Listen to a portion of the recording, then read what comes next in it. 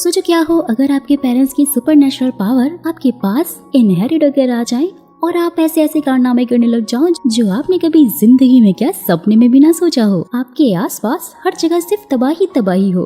तो ऐसा ही कुछ आज की हमारी इस कहानी में होने वाला है। स्टोरी बहुत ही जबरदस्त होने वाली है। तो आखिरकार इन सब की शुरुआत कहाँ से हुई जानने के लिए वीडियो को पूरा जरूर देखिएगा। कहानी शुरू होती है 2013 में मंगोलिया के एक दंगल से, जहाँ पर हट्टा कट्टा नौजवान सांड जैसा दिखने वाला एक आदमी सबको हराकर बहुत ज्यादा खुश हो रहा था। वहाँ का सबसे ज्यादा स्ट्रॉन्गेस्ट मैन था वो, लेकिन अभी लास्ट राउंड होना बाकी था और सबको ललकारते हुए कह रहा था कि कौन है यहाँ पर जो मुझे हरा सकता है। और वहीं देखते ही देखते एक छोटी सी बच्ची सबके सामने आती है और सब तो उसे देखकर काफी ज्यादा हंसने लग जाते हैं और सोचते हैं कि ये तो खैर कुछ कर ही नहीं पाएगी, जो कि दोस्त कोई और नहीं बल्कि हमारी छोटी सी नामसुन है। और इसके पास इतनी ज्यादा ताकत है कि आप तो इसे अब देख ही रहे होगे। वो उस आदमी को यहाँ वहाँ उठाकर फेंक रही होती है। उसे देखते ही सब वैसे ही हैरान हो जाते हैं जैसे कि अभी आप हो रहे हो। नामसुन की कंपटीशन तो जीत जाती है, लेकिन सब लोग उसे नामसुन नाम से नहीं बल्कि सेट सेट नाम से बुला रहे थे, क्योंकि वो उसका असली नाम जानते नहीं थे। लेकिन ऐसा क्यों, जानने के लिए बढ़ते हैं थोड़ा और वीडियो में आगे और मिलते हैं नामसुन के फादर बोंग से, जो कि एक इन्वेस्टिगेटर को बता रहा होता है कि अगर बचपन में वो नामसुन को मंगोलिया लेकर नहीं गया होता तो आज वो उसके साथ नहीं होती। यानी बोंग ने अपनी बेटी को मंगोलिया में खो दिया था जब वो 4-5 साल की ही थी और अब बहुत सालों से वो उसे ढूंढ रहा है। वही हम मिलते हैं नामसुन की मॉम हुआंग से, जो कि एक बहुत ही बड़ी कंपनी की सीईओ है और वो भी अपनी बेटी को बहुत टाइम से ढूंढ रही है। साथ ही अपने सेक्रेटरी से बोलती है कि दुनिया में जो सबसे ज्यादा स्ट्रॉन्ग लड़की होगी ना वही मेरी बेटी है और जाओ उसे ढूंढ कर लेकर आओ। जहाँ वो उसे एक सजेशन देते हुए कहता है कि अगर हम वर्ल्ड से स्ट्रॉन्गेस्ट गर्ल कंपटीशन रखेंगे तो शायद हमें आपकी बेटी मिल सकती है, क्योंकि जैसे ही आपने कहा कि आपकी बेटी बहुत ही ज्यादा स्ट्रॉन्ग है तो हो सकता है कि वो भी वहाँ पर जरूर आए। दोस्तों मैं आपको बता दूं कि नामसुन को ये जो सबसे ज्यादा स्ट्रॉन्ग होने वाली सुपरनेचुरल पावर मिली है ना, ये उसे अपनी मॉम से मिली है और उसकी मॉम को उसकी नानी से मिली है। नामसुन की फैमिली की सारी फीमेल्स में ये पावर उनके क्रोमोसोम और हार्मोन्स में कुछ चेंजेस की वजह से ही उन्हें मिली है। वहाँ के पास तो फ्रॉड आदमी बड़ा सा वेपन गिरवी रखने के लिए आए हुए थे और बोलते हैं कि ये जोसेन पीरियड का है, जो कि उनके पूर्वज चलाते थे और इसकी वैल्यू बहुत ही ज्यादा है। वहाँ के ये बोलते हैं कि वेंसडे को उनकी एक्सपर्ट के द्वारा इसकी जांच पड़ताल की जाएगी और उसके बाद ही हम इसे गिरवी रख सकते हैं। तो वो आदमी तो उसके पैर पकड़ के ही रोने लग जाता है, बोलते हैं कि मेरी वाइफ की तबीयत बहुत ज्यादा खराब है और मुझे पैसे की काफी जरूरत है।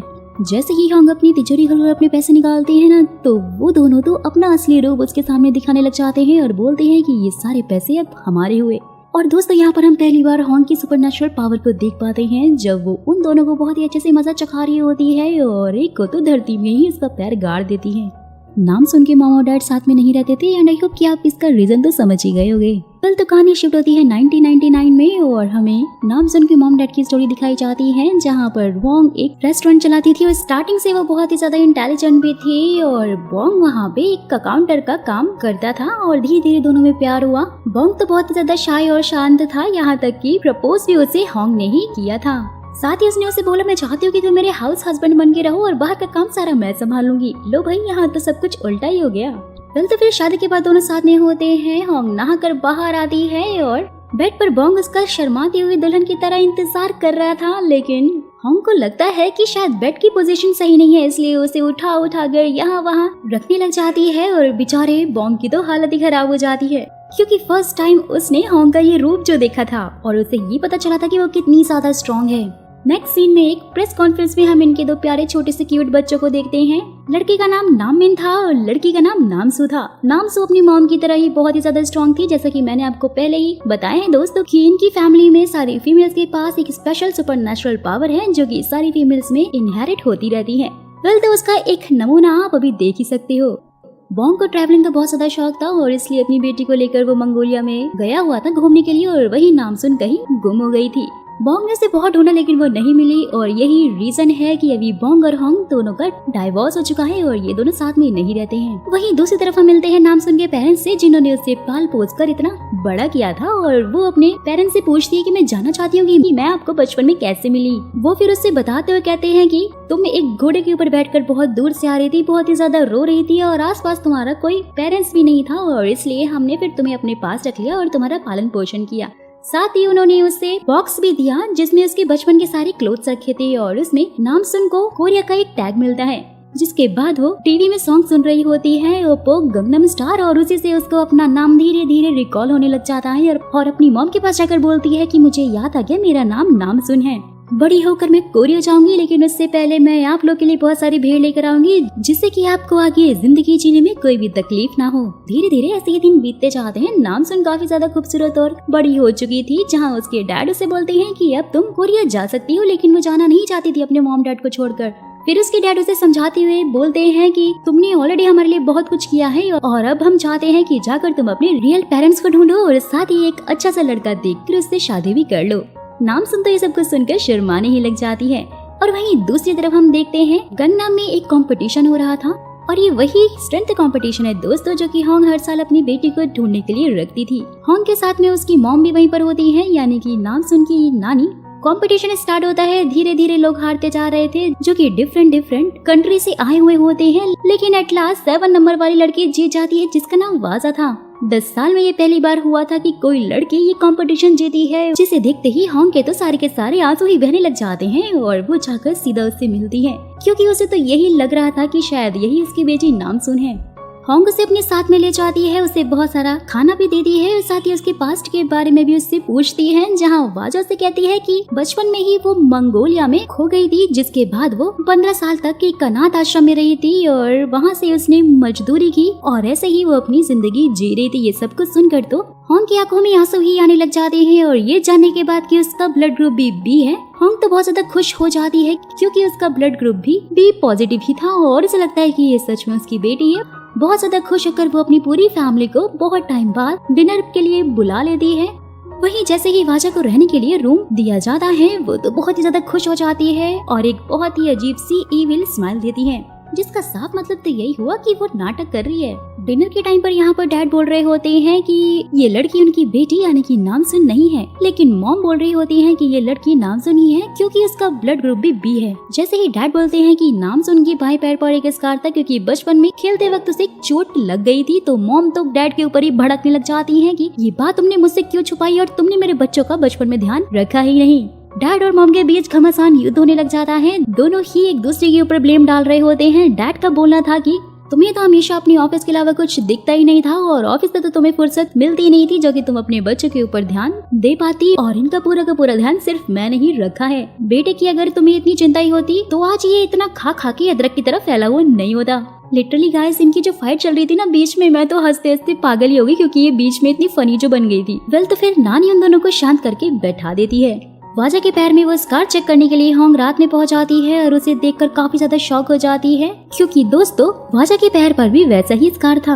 वहीं दूसरी तरफ नामसुन, जो कि कोरिया जाने की पूरी तैयारी में लगी हुई थी, वहाँ उसे ये पता चलता है कि उसके फेवरेट घोड़े की, जो कि बचपन से ही उसके साथ में है, उसकी मौत हो गई है और वो फूट फूट कर उसके ऊपर रो रही होती है। उसे बहुत ज्यादा दुख हो रहा होता है, जिसके बाद वो अपने घोड़े के गले की घंटी को निकाल कर आसमान में बहुत दूर की तरफ फेंक देती है, जो कि जाकर सीधा पुलिस स्टेशन के बाहर खड़े एक लड़के के सर पर जाकर लगती है, जो कि दोस्त कोई और नहीं बल्कि अपना हीरो कीसेक है और ये एक पुलिस ऑफिसर है।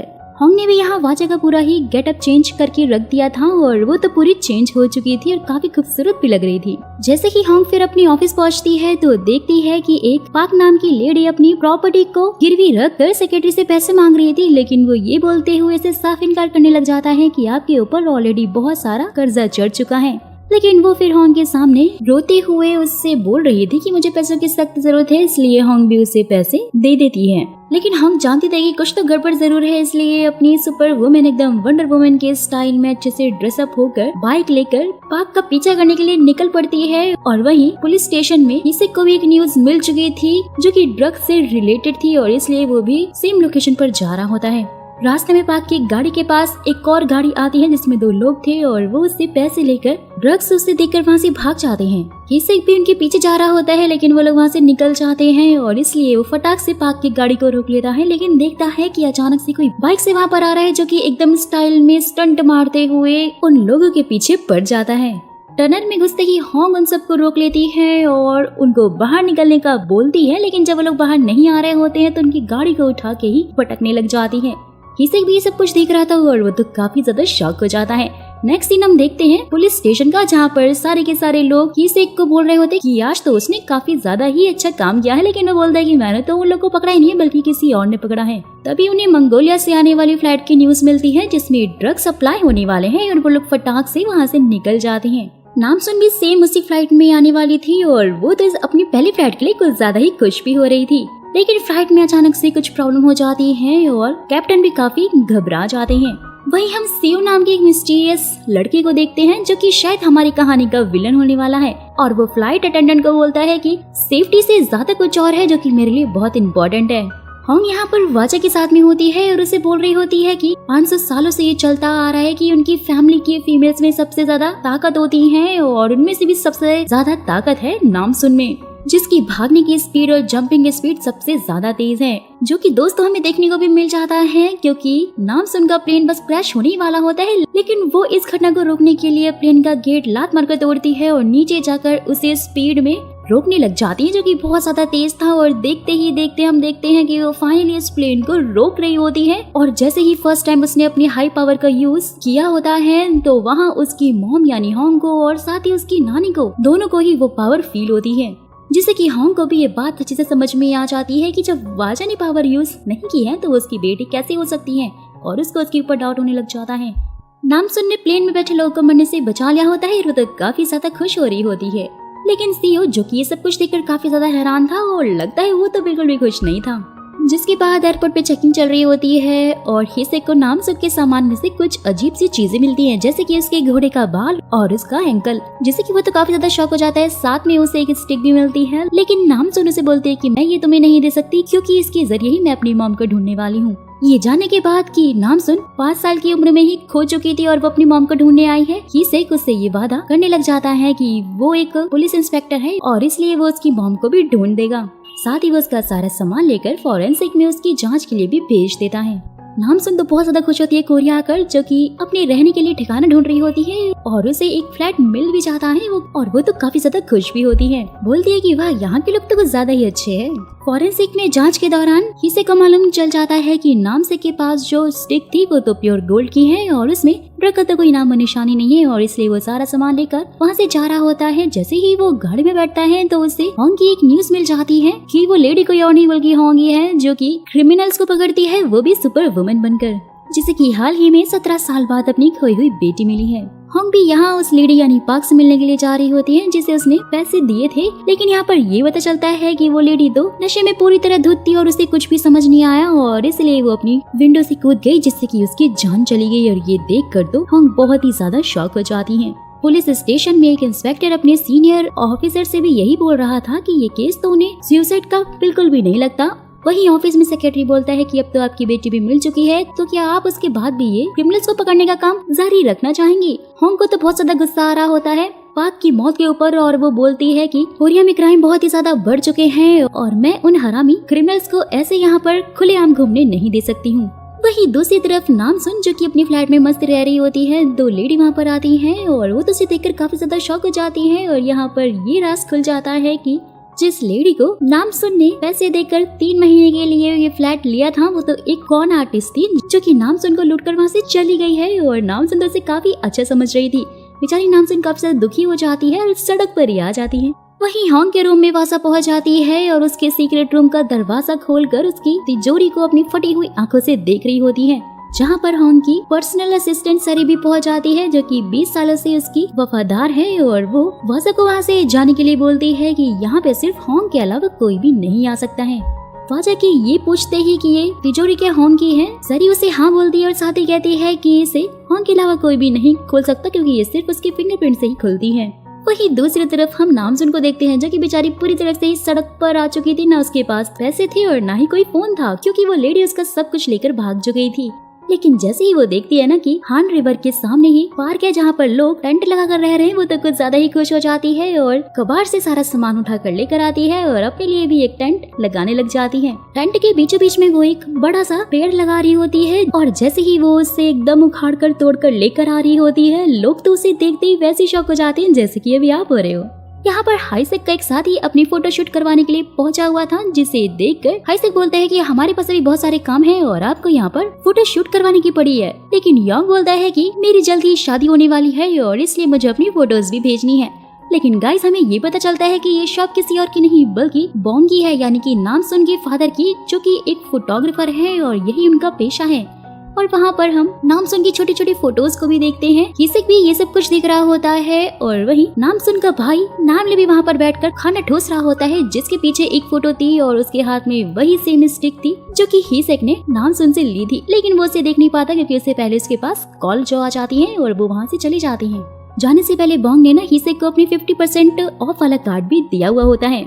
हिसेक अपने साथी यॉन्ग के साथ में ड्रग डीलर को पकड़ने के लिए मॉल में अपना भेष बदल कर गया हुआ था, जो कि एक लड़की का था, और वहाँ से वो ड्रग सप्लाई कर रही एक लेडी को भी पकड़ लेता है जिसके पास एक छोटा सा बच्चा था, जो कि उन्हें पार्किंग में बैठे हुए ड्रग डीलर तक ले जाती है और जैसे तैसे करके फाइनली वो लोग ना उसे पकड़ लेते हैं। वही नामसुन देखती है कि उसके टेंट में एक कपल आकर सोया हुआ था। वो उन्हें उठाकर वहाँ से जाने को कहती है, लेकिन वो तो बोलते हैं हम भी तुम्हारे जैसे ही विक्टिम है और हमें भी लूटा गया है, हमारे पास रहने के लिए कोई जगह ही नहीं है, और इसलिए फिर नामसुन उन्हें बोलते है कि तो ठीक है, लेकिन तुम लोग मेरे साथ रह नहीं सकते, मैं तुम्हारे लिए नया और दूसरा टेंट बना दूंगी। ये सुनते ही वो दोनों तो काफी शॉक हो जाती है कि ये टेंट किसी और ने नहीं बल्कि नामसुन ने ही बनाया है, वो भी अपने हाथों से।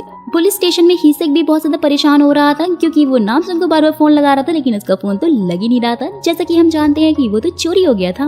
वही इन्वेस्टिगेशन के दौरान वो ड्रग डीलर कहता है कि उन सब का भी एक बॉस है जो कि इन सब से बहुत ही ज्यादा बड़ा और काफी ऊपर है, और उन्होंने उसका फेस नहीं देखा है, वो छुप कर ये सारे काम उनसे करवाता है। जैसे ही फिर उसके पास फोन आता है और वो ड्रग डीलर अपना फोन अनलॉक कर रहा होता है, तो मौका पाते ही हिसेक उसका फोन छीन लेता है और उसके खिलाफ और ज्यादा जानकारी निकलवाने के लिए बोलता है।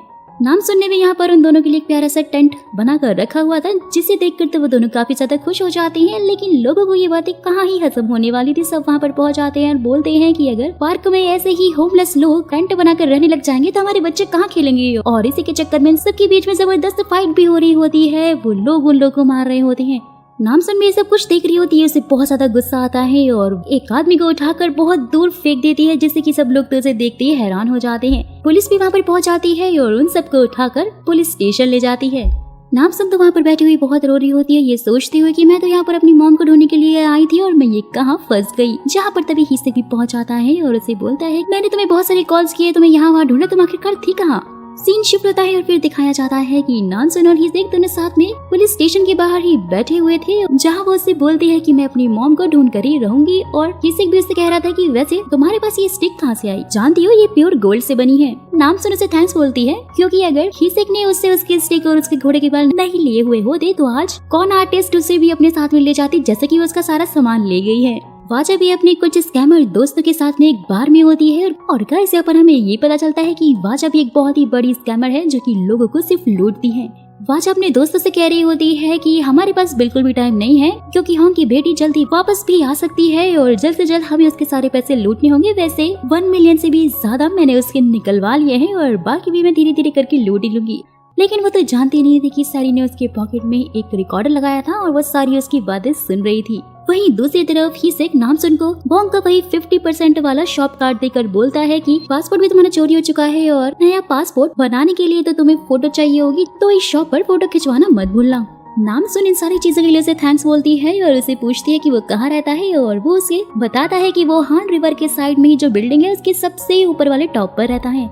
जैसे ही फिर वो अपने पुलिस स्टेशन में जाता है तो उसके सीनियर उसे पार्क में लगे उन सारे टेंट को वहाँ से हटाने के लिए बोलते हैं। हिसेक उन्हें ऐसा करने के लिए मना कर रहा होता है, साथ ही बोलता है कि सबसे पहले तो हमें उन सारे स्कैमर को ढूंढना चाहिए जिन्होंने उन सारे मासूम लोगों को लूटा है, और अगर हमने जबरदस्ती ही पार्क से उन्हें निकालने की कोशिश की तो ऐसे तो उनका पुलिस पर से भरोसा ही उठ जाएगा। हिसेक की ये सारी बातें लोगों को काफी अच्छी लगती है, सब उसके लिए क्लैप करते हैं। हिसेक फिर उसके बाद अपने अपार्टमेंट में पहुंच जाता है और एक आदमी को फोन पर बोलता है कि उसे 2003 से लेकर 2023 तक की सारी गुमशुदा लड़कियों की सारी इन्फॉर्मेशन चाहिए, यानी कि वो नामसुन के बारे में और जानकारी निकलवा रहा था जिससे कि उसकी हेल्प हो सके। और वहीं पर वो खुश होकर गाने लगाकर मस्त अपनी ग्रीन चड्डी में डांस कर रहा होता है, और जिसे कि नामसुन भी दूर से देख रही होती है क्योंकि उसके पास दूर से देखने वाली सुपरनैचुरल पावर भी है। हिसेक को ऐसे डांस करते हुए देखकर वो भी ग्रीन चड्डी में, वो तो काफी ज्यादा हंसने लग जाती है। वहीं दूसरी तरफ नामसुन की नानी जो कि एकदम स्टाइल में अपनी गाड़ी पार्किंग से लेने के लिए जा रही होती है, लेकिन देखती है कि उसकी गाड़ी के आगे तो एक और गाड़ी लगी हुई है, और वो फिर उस इंसान को फोन करके अपनी गाड़ी वहाँ से हटाने के लिए बोलती है, लेकिन वो तो और उल्टा ही उसे बहुत ज्यादा सुनाने लग जाता है। बोलता है कि मैं अभी सो रहा हूँ और तुमसे जो हो सके वो कर लो। नानी को तो बहुत ज्यादा गुस्सा आता है और उसकी गाड़ी को वहाँ से उठाकर यहाँ वहाँ फेंक कर चली जाती है। सनी ने भी होंग को बता दिया था कि वाजा उसकी रियल बेटी नहीं है। और दोस्तों यहाँ पर हमें ये पता चलता है कि होंग को तो पहले से ही वाजा के ऊपर शक था और इसलिए उसने सनी से उसके ऊपर नजर रखने के लिए कहा था। सब कुछ सच जाने के बाद तो वो और भी ज्यादा दुखी हो जाती है और वहाँ से जाने लग जाती है। वाजा भी उसी सेम टाइम पर अपने फोन में नाम सुन के वही वाली वीडियो देख रही होती है जिसमें सुपर नेचुरल पावर से वो उस पेड़ को तोड़ रही थी, जो कि काफी ज्यादा वायरल भी हो गई थी। होंग के वहाँ से जाने से पहले वो से पूछती है कि क्या मैं अपने दोस्तों को यहाँ पर पार्टी के लिए बुला सकती हूँ, तो होंग उससे वहाँ से ये बोलकर जाने लग जाती है, ये ठीक है, जैसे तुम्हें ठीक लगे वैसा कर लो। किसी भी नामसुन से मिलने के लिए पहुंचा हुआ होता है और उसे एक फोन देकर बोलता है कि जब भी तुम्हें जरूरत हो तो मुझे फोन करके बुला लेना। नामसुन से उसके लिए थैंक्स बोलती है, साथ ही बोलती है कि मैंने तुम्हें कल डांस करते हुए देखा, और वो तो काफी ज्यादा शॉक हो जाता है कि इसने मुझे रात में आखिरकार कैसे देख लिया।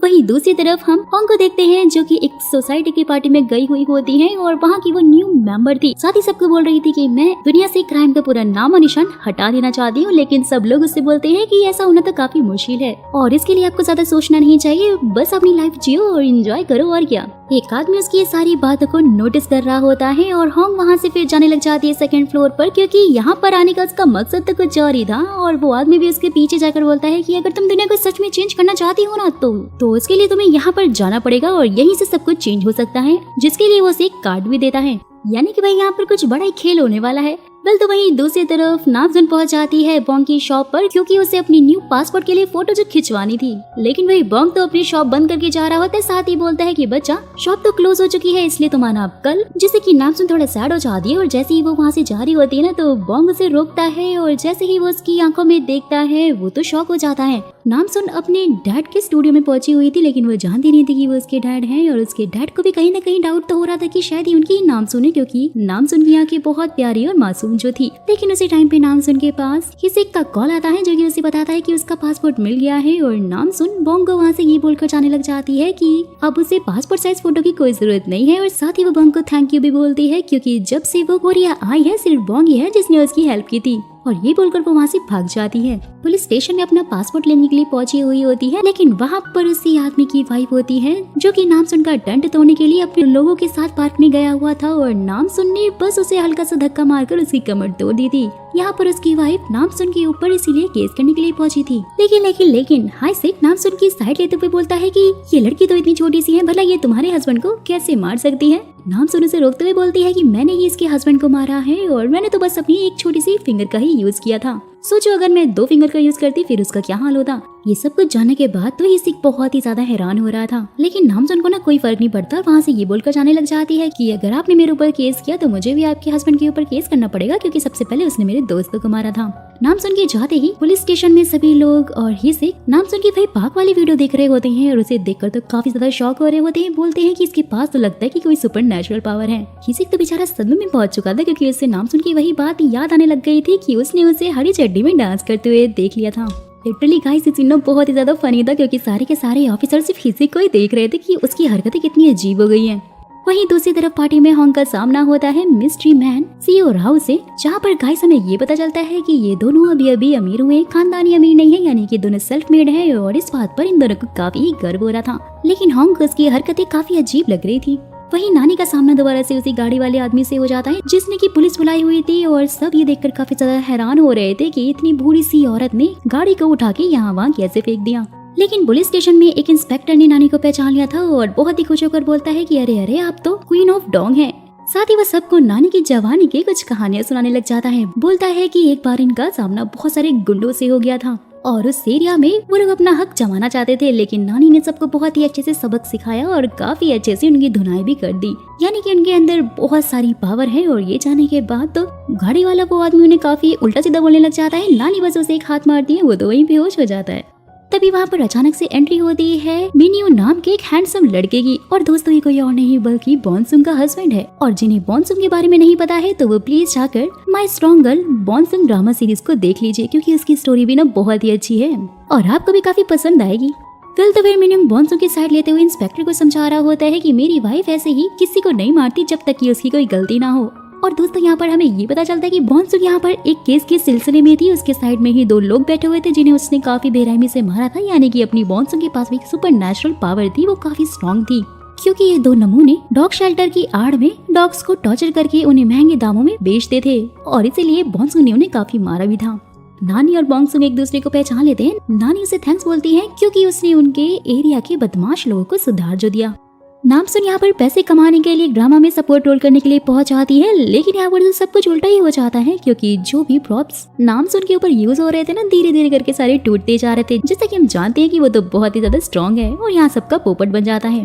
वहीं हिसेक को इन्वेस्टिगेशन के दौरान एक और ड्रग से मरी लेडी के बारे में मालूम चलता है, लेकिन उसे वो जानता था क्योंकि उसने उसकी चेकिंग जो एयरपोर्ट पे की थी। जैसे ही वो उसके घर जाता है, सारा सामान देख रहा होता है, तो यहाँ पर उसे एक और बात पता चलती है कि जो भी ये ड्रग लेता है धीरे धीरे उसकी भूख मिटती जाती है और वो खाना छोड़ता जाता है और एक दिन ड्रग के डोज से उसकी डेथ हो जाती है। यानी कि ये ड्रग बहुत ही ज्यादा खतरनाक था और वही हम सीईओ रायू को देखते हैं, यानी कि उसी मिस्ट्री मैन को, जो कि जंगलों और पहाड़ों के बीच में खुफिया जगह में अपनी लेबोरेटरी बनाई हुई होती है। और यही है दोस्तों जो कि ये सारे ड्रग्स बनाता है और यहीं पर इन्हें सिक्योर करके भी रखता है और यहाँ से ही इनका ट्रांसपोर्ट भी होता है। हिसेक को उस लेडी के घर में से एक मास्क भी मिलता है, उसे उसके ऊपर डाउट होता है, जिसे वो अपने साथ में ले जाता है।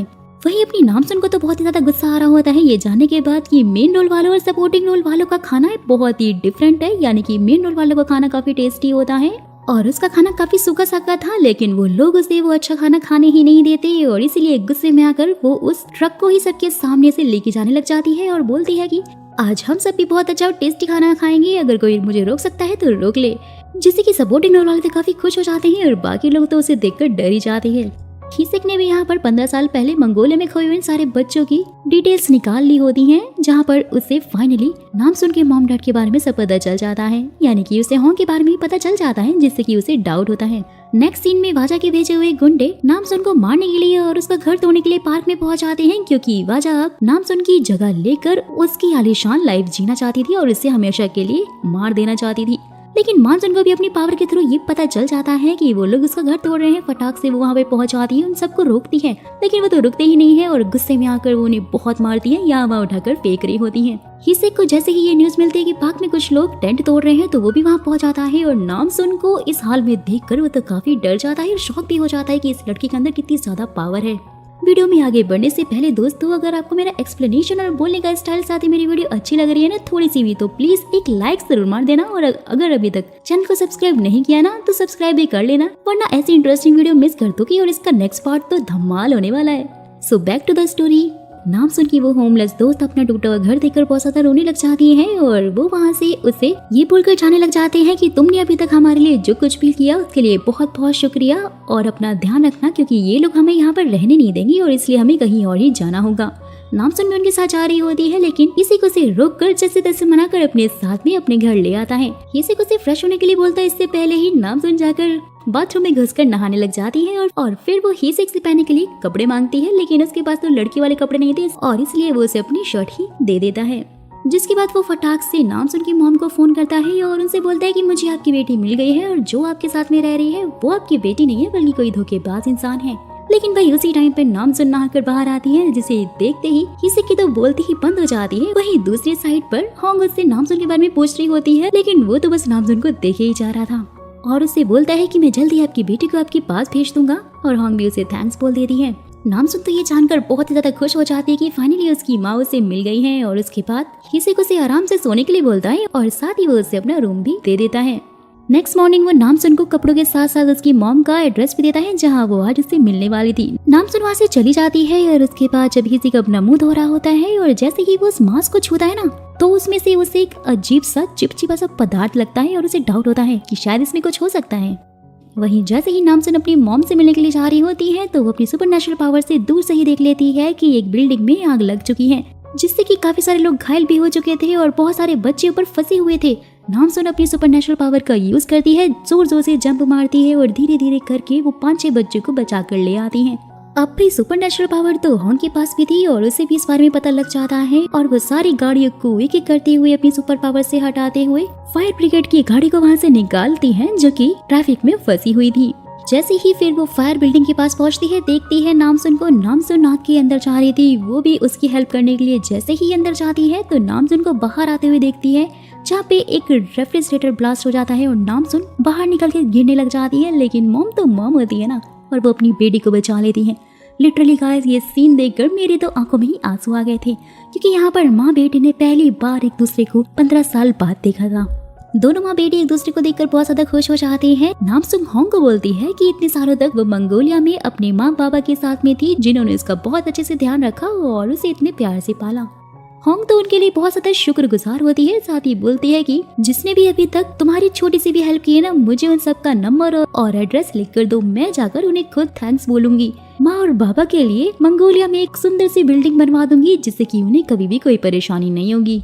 होंग नामसुन को बोलती है कि तुम तो पूरी मुझ पर गई हो और बिल्कुल मेरे जैसी ही हो। और बातों ही बातों में नामसुन के मुंह से निकल जाता है भूतनी के, जिसे फिर बोंग उसे समझाते हुए कहती है कि नहीं नहीं, गाली देना अच्छी बात नहीं होता है, और क्योंकि मैं भी बहुत सारी गाली देती हूँ और चाहती हूँ कि मेरी ये वाली आदत तुम्हें ना लगे। दोनों के बीच में हंसी मजाक चलने लगता है, जिसके बाद होंग सीधा नामसुन के उन होमलेस वाले दोस्तों से जाकर मिलती है और उन्हें थैंक्स बोलती है कि उन्होंने नामसुन का साथ दिया और साथ ही उन्हें बहुत सारे पैसे भी देती है, जिसे देखते ही वो दोनों काफी ज्यादा शॉक हो गए थे और बहुत ज्यादा खुश भी थे, क्योंकि उनके पास तो खाने के लिए भी कुछ नहीं था और अचानक से इतने सारे पैसे जो आ गए थे उनके पास। नामसुन के घर पहुंचते ही नानी तो काफी ज्यादा इमोशनल हो जाती है और उसे बहुत सारा प्यार भी देने लगती है, जहाँ पर डैड और उसका मोटा भाई भी पहुंच जाता है और दोनों को देखकर वो तो काफी ज्यादा इमोशनल हो जाते हैं। डैड उसे बोलते हैं कि मैं तो तुम्हें पहले ही देख के समझ चुका था कि तुम ही मेरी बेटी हो सकती हो और वाजा मेरी बेटी नहीं है।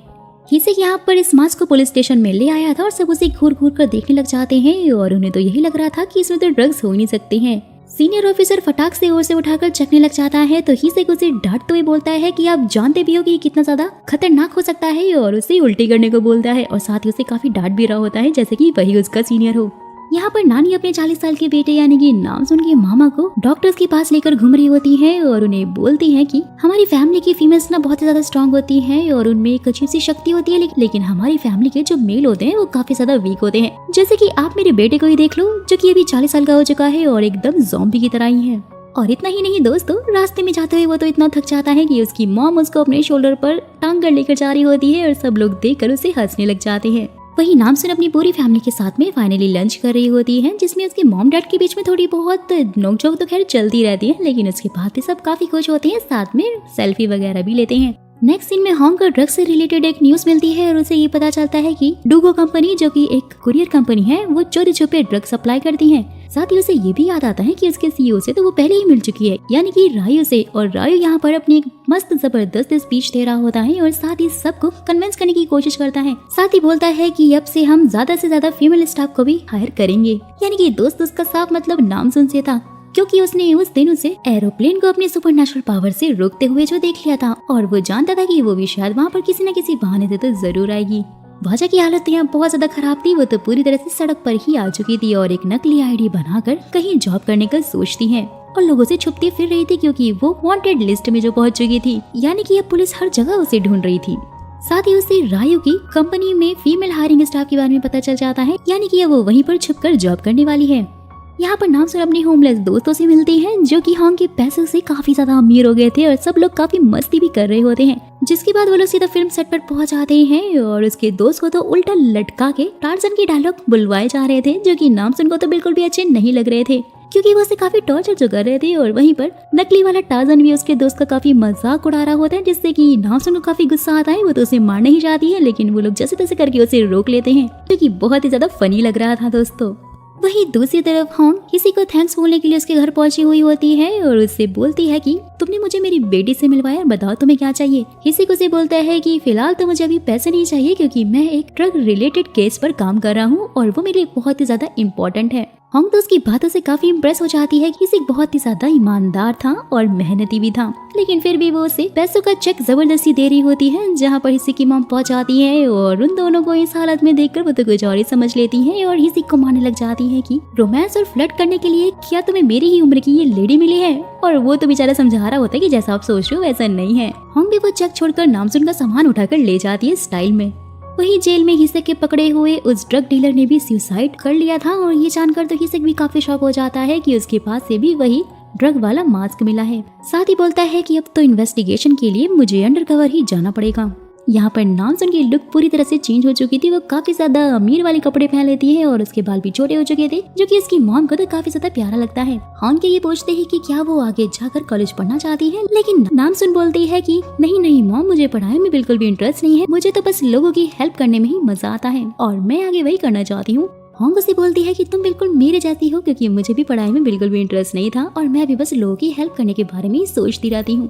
तभी उसके पास हिसक की कॉल आती है, क्योंकि आज ये दोनों खाने पर जाने वाले थे और नामसुन ने ही हिसक को खाने पे बुलाया था। और ये जानकर तो मॉम काफी खुश हो जाती है और बोलती है कि इसका मतलब तुम्हारी डेट है। लेकिन नामसुन को तो डेट के बारे में कुछ पता ही नहीं था कि डेट क्या होती है। रेस्टोरेंट में नामसुन को देखते ही हिसक की तो दिल की धड़कनें तेज हो जाती है और उसे बोलता है कि तुम तो आज काफी ज्यादा सुंदर लग रही हो। साथ ही उसे बोलता है कि एक ड्रग रिलेटेड केस के चक्कर में वो अब अंडर कवर होने वाला है। नामसुन के ये बोलने पर कि वो भी उसके साथ में जाना चाहती है और लोगों की हेल्प भी करना चाहती है, तो हिसक उसे बोलता है कि वहाँ पे बहुत ज्यादा खतरा हो सकता है। और इसके बाद नामसुन फिर उसे अपनी पावर दिखाते हुए एक फॉग को उसके सामने मोड़ देती है। बोलती है कि मैं बहुत ज्यादा स्ट्रॉन्ग हूँ और तुम तो ये बात जानते ही हो और इसलिए मेरा फायदा उठाओ। उसे के भी देखते ही देखते दोनों भेस बदल कर इंटरव्यू देने उसी कंपनी में पहुंच जाते हैं और वहाँ पर हम देखते हैं कि वाजा भी काम कर रही थी। पुलिस स्टेशन में यहाँ पर सीनियर ऑफिसर की तो हालत ही खराब होने लग जाती है और वो पानी पे पानी पिए जा रहा था, क्योंकि दोस्तों आपको याद ही होगा कि भाई इन्होंने तो खतरनाक ड्रग्स को नमक की तरह चख लिया था। वही नानी के दिल में तो लड्डू तब फूटने लग जाते हैं जब वो अपने नाती यानी कि नामसुन के भाई को अपने हाथों का बनाया हुआ सूप देने के लिए पहुंचती हैं, क्योंकि वहाँ पर उन्हें एक हैंडसम ओल्ड मैन जो मिल जाते हैं जिन्होंने उनकी रेस्टोरेंट में अभी अभी ज्वाइनिंग ली थी।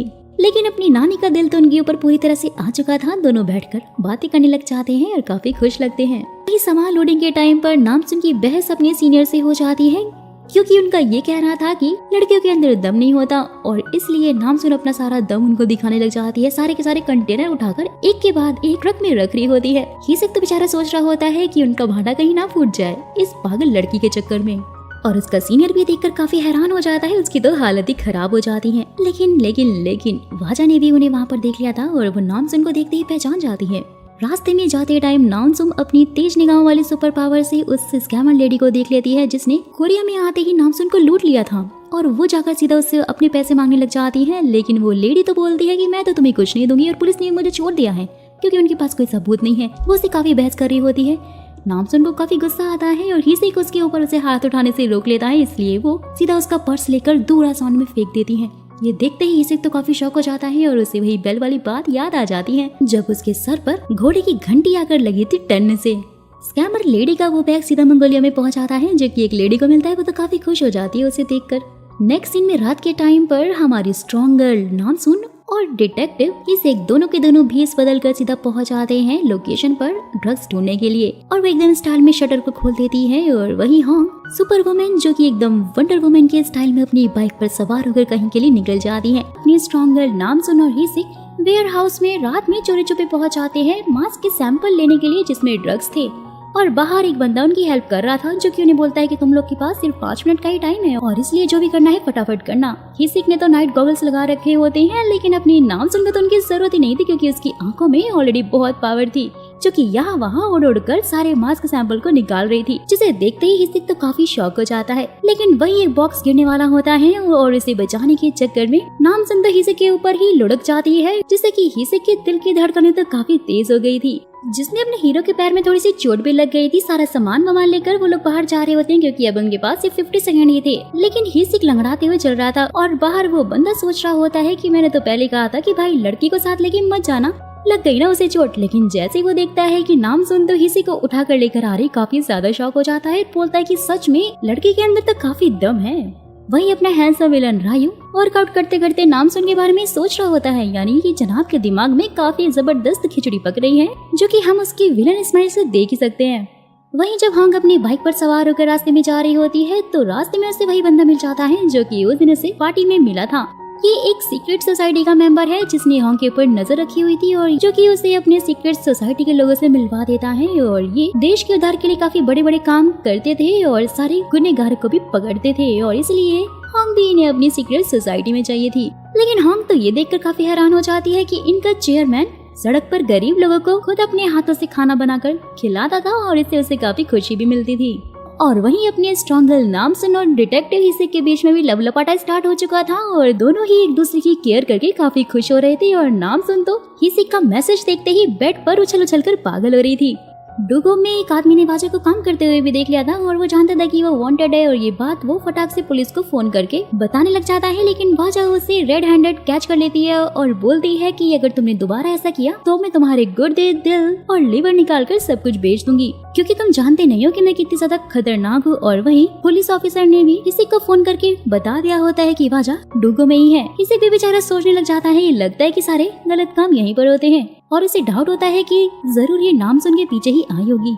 वाजा भी अपने गुंडे दोस्तों को फोन करके बोलने लग जाती है कि अब तो मैं इस नाम सुन को नहीं छोड़ूंगी। लेकिन उसके गुंडे दोस्त काफी ज्यादा डर जाते हैं और बोलते हैं कि हम तो उस लड़की से पंगा बिल्कुल भी नहीं लेंगे, जो भी तुम्हें करना है अकेले ही करो। पुलिस स्टेशन में सब लोग उस मांस के सैंपल को घूर घूर कर देख रहे होते हैं, जो कि हिसिक और नामसुन रात के अंधेरे में चुरा कर लेकर आए थे। लेकिन उसमें तो उन्हें कोई ड्रग ही नहीं मिलता और इसलिए वो हिसिक को इस सीक्रेट मिशन से वापस आने के लिए बोल देते हैं कि वहाँ पर तुम्हें कुछ भी नहीं मिलेगा।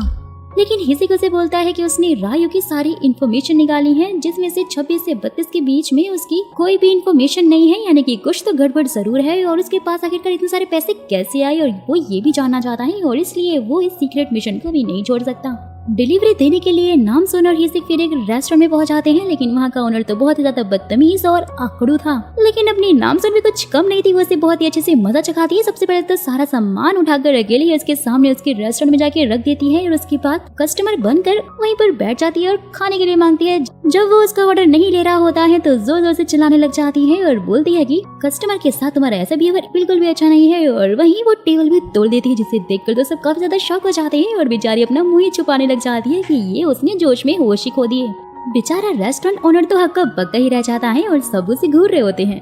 वहीं दूसरी तरफ होंग को एक ब्रेड सॉन्ग नाम के बंदे के बारे में पता चलता है, जो कि एक का डबल करता है, यानी कि पैसे डबल करने का काम करता है। लेकिन कुछ तो गड़बड़ जरूर थी और इसीलिए इसका पता लगाने के लिए होंग वहाँ पर पहुँच जाती है, जिसका बैंक बैलेंस देखकर तो ब्रेड सॉन्ग के सेक्रेटरीज की आंखें की फटी रह जाती है। और वहाँ पर ब्रेड भी शॉक हो जाता है कि उसके पास इतने सारे पैसे कैसे हो सकते हैं।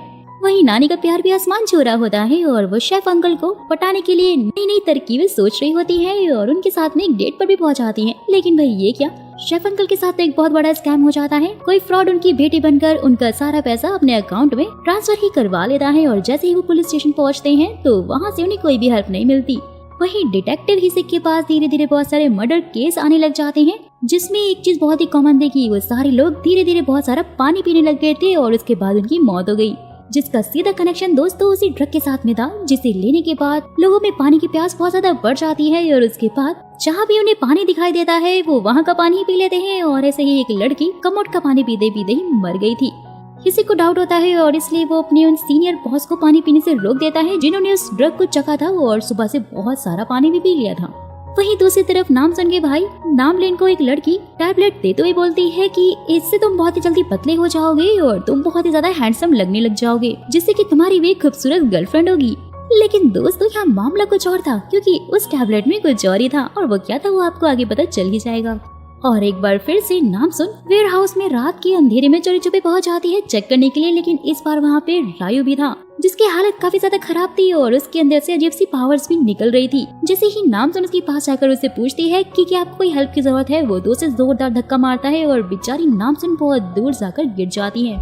घर आकर वो होंग से मिलती है और यहाँ होंग भी रायु के बारे में सारी की सारी इन्फॉर्मेशन निकाल रही थी, जिसे देखते ही नामसुन पहचान लेती है और बोलती है कि हिसिक के साथ डूगो में वो डिलीवरी का काम कर रहे हैं, क्योंकि वो लोग एक सीक्रेट मिशन पे और वहाँ पर उसने रायु को भी देखा है, जिसे कि होंग भी समझ आती है और बोलती है कि हाँ वहाँ पे ड्रग्स का ही कुछ काम हो रहा है। बहुत ज्यादा खुश होती है कि फाइनली मेरी बेटी भी सब में इन्वॉल्व है और जो कि इस केस में काफी हेल्प भी कर रही है। वही रायु का एक आदमी उसे नामसुन की वीडियो दिखाते हुए बोलता है कि ये लड़की बहुत ही ज्यादा स्ट्रॉन्ग है, जो कि हमारे वेयर हाउस में ही काम कर रही है। रायु तो उसे देखते काफी खुश हो जाता है और एरोप्लेन वाली बात भी उसे याद आ जाती है कि ये तो वही लड़की है जिसे वो इतने टाइम से ढूंढ रहा था। वहीं नामसुन की मुलाकात तो वाजा से हो जाती है, जो कि उसे तुरंत ही पहचान लेती है और उसे बोलती है कि मम्मा और मैं जानते हैं कि तुम्हारे साथ बचपन से लेकर अब तक बिल्कुल भी अच्छा नहीं हुआ है और इसीलिए उन्होंने तुम्हें छोड़ दिया है और तुम्हारे साथ बिल्कुल भी सख्ती से पेश नहीं आई है, लेकिन ऐसा दोबारा नहीं होना चाहिए।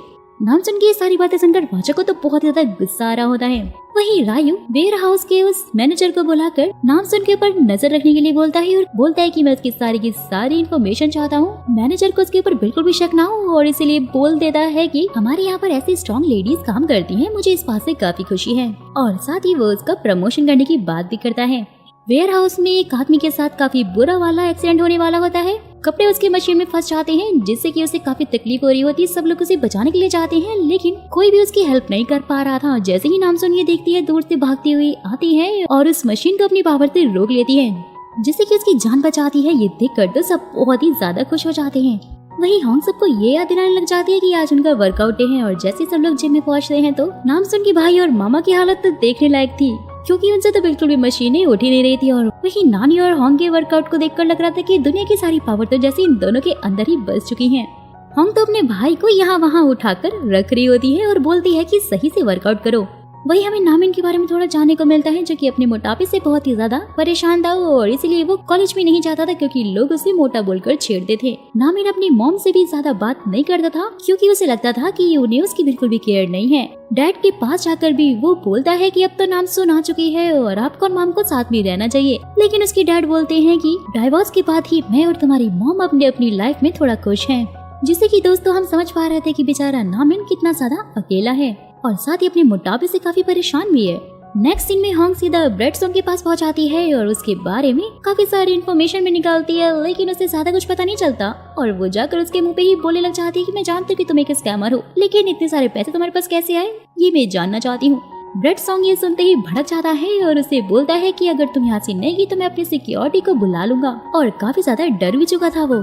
पुलिस स्टेशन में सीनियर ऑफिसर की तबीयत तो बहुत ज्यादा खराब होने लग गई थी। पानी को देखते ही वो तो पूरी तरह से पागल ही हो रहा था, और लेकिन हिसी को संभाल लेता है और अपने साथ हॉस्पिटल लेकर जा रहा था। बट वो हॉस्पिटल नहीं जाना चाहते थे और बोलती है कि करियर मेरा पूरी तरह से खराब हो जाएगा और इसलिए उसे सिर्फ तुम ही बचा सकते हो। ये सुनते ही हिसी फिर उन्हें अपने घर ले जाता है।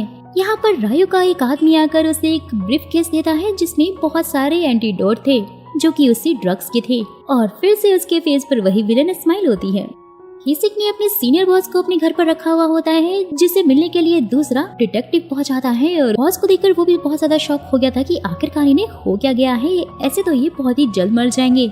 हिसिक भी वहीं पर बैठा हुआ अपना काम कर रहा होता है और सीनियर ऑफिसर के अंदर तो एक अजीब सा मॉन्स्टर जागने लग जाता है और उनका पूरा दिमाग खराब हो जाता है।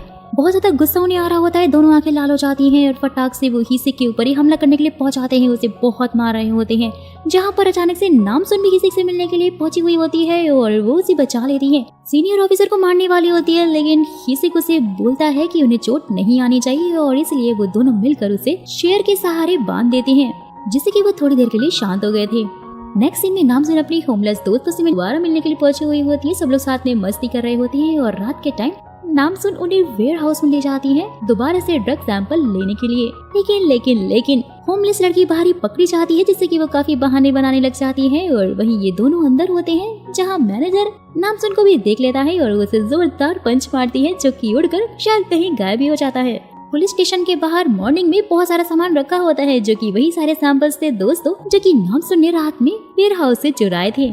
सब उसे देखकर काफी ज्यादा शॉक हो रहे होते हैं। और वही सुबह के टाइम पर मैनेजर भी दिखाई देता है, जो कि बेचारा ऊपर ही लटका हुआ था। उसकी हालत भी काफी खराब लग रही थी। हिसिक ने भी वही उस ऑफिसर को भी छोड़ दिया था, जो कि अब थोड़ा नॉर्मल हो चुका था। और वो उसे बताते हैं कि मुझे तुम्हारे अंदर एक मॉन्स्टर दिखाई दे रहा था और इसीलिए मैंने तुम पे हमला भी किया। सब कुछ जानने के बाद हिसिक काफी शॉक हो जाता है कि ये ड्रग तो जितना उन्होंने सोचा था ना, उससे भी ज्यादा खतरनाक है। और वहीं रायू भी अपने लैब में होता है, जिसे डॉक्टर उस ड्रग के एंटीक्योर के बारे में समझा रहे होते हैं कि ये सिर्फ और सिर्फ समुद्री खरगोश के खून से ही बन सकता है, जो कि इस दुनिया में बहुत ही कम पाए जाते हैं। रायू का वो खास आदमी जैसे ही वहाँ पर पहुँचता है तो रायू उसके फेस पर वही लिक्विड डालकर उसे मारने लग जाता है और बोलता है कि पुलिस ने तुम्हारा चेहरा देख लिया है और इसलिए तुम मेरे लिए काफी बड़ा खतरा बन सकती हो। दिखने में अपना विलन जितना ज्यादा हैंडसम है ना दोस्तों, उतना ही ज्यादा खतरनाक है। वेल तो वही नानी भी काफी खुश हो रही होती है, क्योंकि वो अपनी डेट पर जो थी हंजू को देखते ही काफी शॉक हो जाती है। हंजू से बोलती है कि मेरे डैड के साथ में अभी तक आपका डाइवोर्स नहीं हुआ है और इसलिए आप किसी और को भी डेट नहीं कर सकती हैं। लेकिन फिर नानी बोलती है कि तुम्हारे डैड हमें छोड़कर 10 साल पहले ही जा चुके हैं और लगता है कि बिजनेस चलाते चलाते और पैसा कमाते कमाते तुम्हारा दिल भी पूरी तरह से प्लास्टिक का हो चुका है। मैं तो अपनी लाइफ काफी अच्छे से एंजॉय कर रही हूँ और मुझे लगता है कि तुम्हें भी यही करना चाहिए। नेक्स्ट सीन में सारी फैमिली साथ में होती है, लेकिन नामलिन काफी ज्यादा हर्ट होता है अपनी मॉम से और उन्हें बोलता है कि मुझे आपसे ज्यादा डैड पसंद है, जैसे कि आपको मुझसे ज्यादा नामसुन पसंद है और इसलिए मैं अब डैड के साथ रहने जा रहा हूँ। ये सुनते ही सब काफी शॉक हो जाते हैं और नामसुन तो काफी सैड हो जाती है। नेक्स्ट सीन में नामसुन वेयर हाउस से कुछ चुरा रही होती है जिसे कोई आकर पकड़ लेता है, जो कि कोई और नहीं बल्कि डिटेक्टिव हीसिक होता है। दोनों एक दूसरे को देखकर काफी खुश हो जाते हैं क्योंकि हीसिक वापस से काम पर जो पहुंच गया था, लेकिन इनकी खुशी वाजा से बिल्कुल भी बर्दाश्त नहीं होती है और वो तो कुछ और ही दिमाग में प्लान बनाने लगती है। नामलिन जो कि काफी ज्यादा सैड था, जैसे ही उसकी रेस्टोरेंट में एक सुंदर सी लड़की आती है, इसे देखकर काफी खुश हो जाता है, लेकिन उस बेचारे का दिल तो तब टूट जाता है जब उस लड़की का बॉयफ्रेंड उसके साथ में होता है, जो कि काफी ज्यादा हैंडसम और फिट था। और इसलिए अपने मोटापे को दूर करने के लिए नामलिन फाइनली वो ड्रग वाली टैबलेट खा लेता है और अब तो उसे भगवान ही बचाए। सीनियर ऑफिसर की हालत यहाँ बहुत ही खराब हो चुकी थी, जो कि हर तरफ बस पानी ही पानी ढूंढ रहे थे, लेकिन हीसिक जो कि बहुत ही ज्यादा चंट था, उसने अपने घर का सारा पानी बंद करके रखा हुआ था और इसलिए वो यहाँ वहाँ पानी ढूंढते हुए फाइनली वॉशरूम में पहुँच जाते हैं, जहाँ पर उन्हें कमोड में पानी मिल जाता है।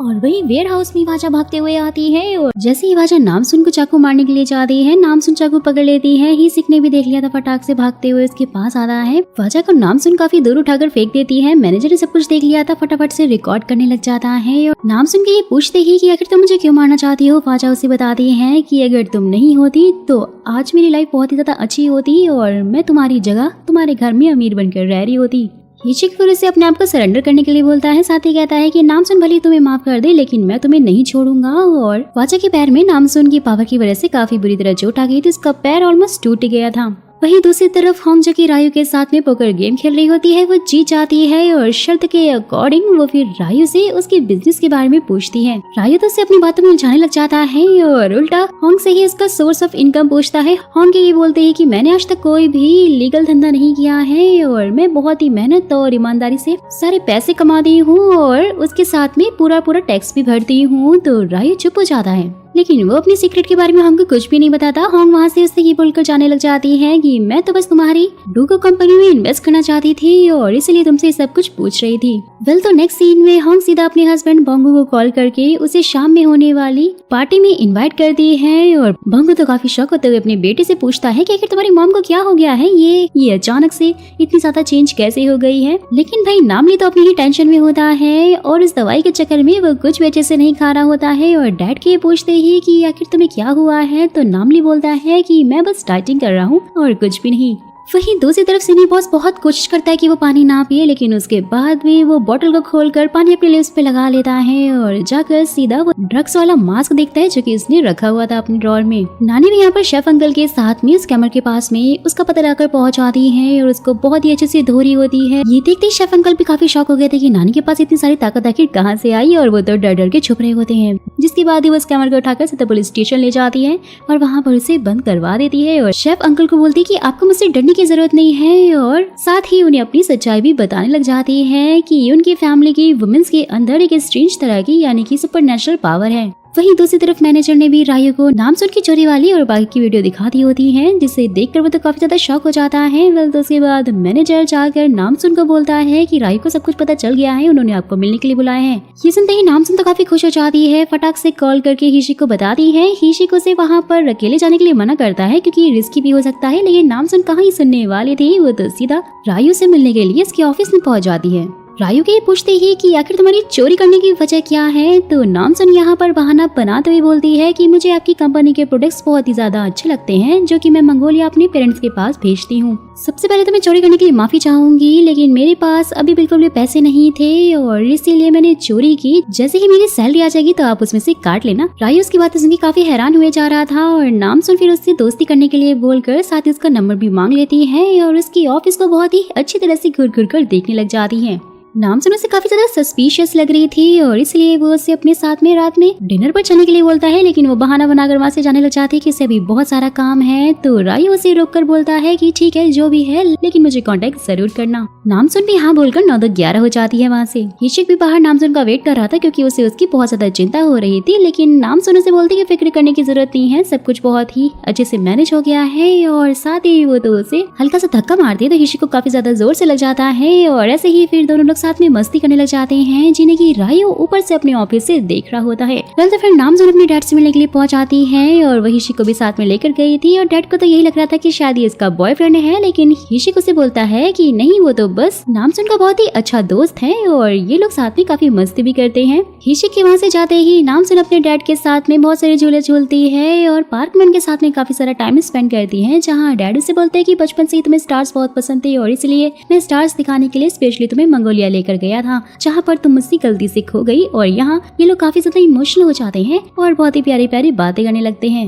वहीं दूसरी तरफ रायू भी अपने सोर्सेज से होंग की बेटी के बारे में सब कुछ पता निकलवा लेता है, लेकिन जैसे कि दोस्तों हम जानते हैं कि होंग तो बहुत ही ज्यादा स्मार्ट थी और इसीलिए उसने ट्रिक खेली थी और यहाँ पर उसने नामजुन की जगह किसी और ही लड़की को अपनी बेटी बनाकर सबके सामने पेश किया था।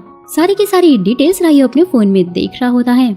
वहीं जैसे ही फैमिली फंक्शन स्टार्ट होता है, वहाँ पे सब लोग मौजूद थे और नामजुन भी डिटेक्टिव हिशी के साथ में वहाँ पर पहुंची हुई थी। नानी भी वहाँ पर शेफ अंकल को लेकर आई थी। वेल तो दोनों ही अपने आप को उनकी फैमिली से इंट्रोड्यूस करवा रहे होते हैं। हिशी को देख के तो सब लोग यही सोचते हैं कि वो नामजुन का बॉयफ्रेंड है। शेफ अंकल और नानी की बॉन्डिंग को देखकर भी लोग समझ गए थे कि शायद ये नानी का भी बॉयफ्रेंड है। सेक्रेटरी भी वहाँ पर अचानक से खड़ी हो जाती है, बोलती है कि मैं बॉन्ग के बच्चे की माँ बनने वाली हूँ। डैड तो बहुत ज्यादा शॉक हो जाते हैं और बाकी के सारे लोग भी उन्हें काफी अजीब तरह से टीज कर रहे होते हैं, जिसके बाद ही सब लोग उनको सरप्राइज देते हैं। क्योंकि दोस्तों वैसे तो आज डैड का बर्थडे था, लेकिन जैसा कि ये लोग उन्हें छेड़ रहे थे उसे तो उन्हें हार्ट अटैक ही आने वाला था। जैसे ही सब लोग खाना खा रहे होते हैं तो नामिन का वो खाना एकदम स्टोन की तरह लग रहा होता है और ये सब कुछ दोस्तों उस दवाई की वजह से ही हो रहा था, जिसके बारे में हमें आगे और अच्छे से पता चल जाएगा। नेक्स्ट सीन में सारे के सारे जेंट्स मिलकर हिशी की वाट लगा रहे होते हैं, सोना में बैठे हुए होते हैं, यानी कि ऐसे बहुत सारे क्वेश्चंस पूछ रहे होते हैं, क्योंकि ये लोग जानना चाहते थे कि क्या सच में हिसी को उनकी नाम सुन के लायक है भी या फिर नहीं। लेकिन हिसी तो काफी परेशान हो जाता है और इसलिए वहाँ से उठकर बहाना मार के भाग जाता है।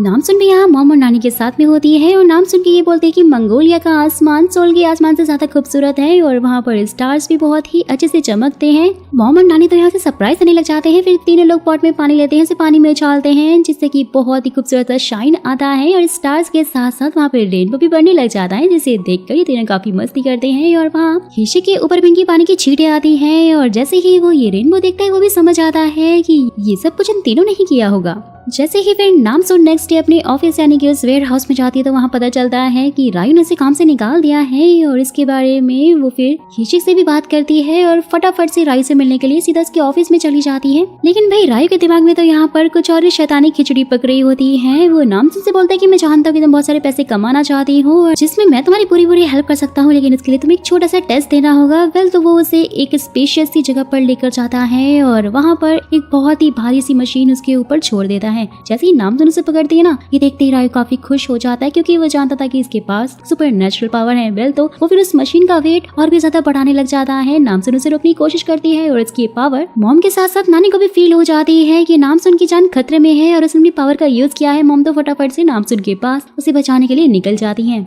नामली के पास भी वही लड़की वो ड्रग पिल लेकर पहुंच आती है और उसे बोलती है कि इसे खा लो, तुम स्मार्ट और बहुत हैंडसम बन जाओगे, जिससे कि सब लोग तुम्हें बहुत ही ज्यादा पसंद करने लग जाएंगे।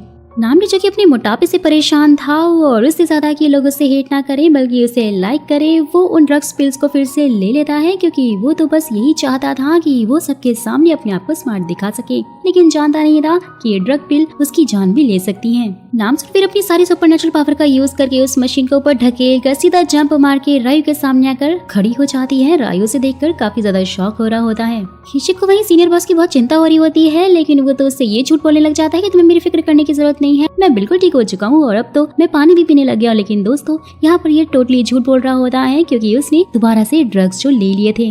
वहीं दूसरी तरफ नानी और शेफ अंकल भी साथ में होते हैं, साथ में अपना अच्छा टाइम स्पेंड कर रहे होते हैं। साथ ही नानी उन्हें होंग के बारे में बताते हुए बोलती है कि मेरी बेटी बचपन से ही बहुत ज्यादा मेहनती रही है और उसने मेरी पॉक शॉप को बहुत ही अच्छे से संभाला था और उसके साथ साथ ही उसने बहुत ही ईमानदारी और जज्बे के साथ में अपना बिजनेस बनाया और इसे यहाँ तक लेकर आई और वो लोगों की बहुत ही ज्यादा हेल्प भी करती है।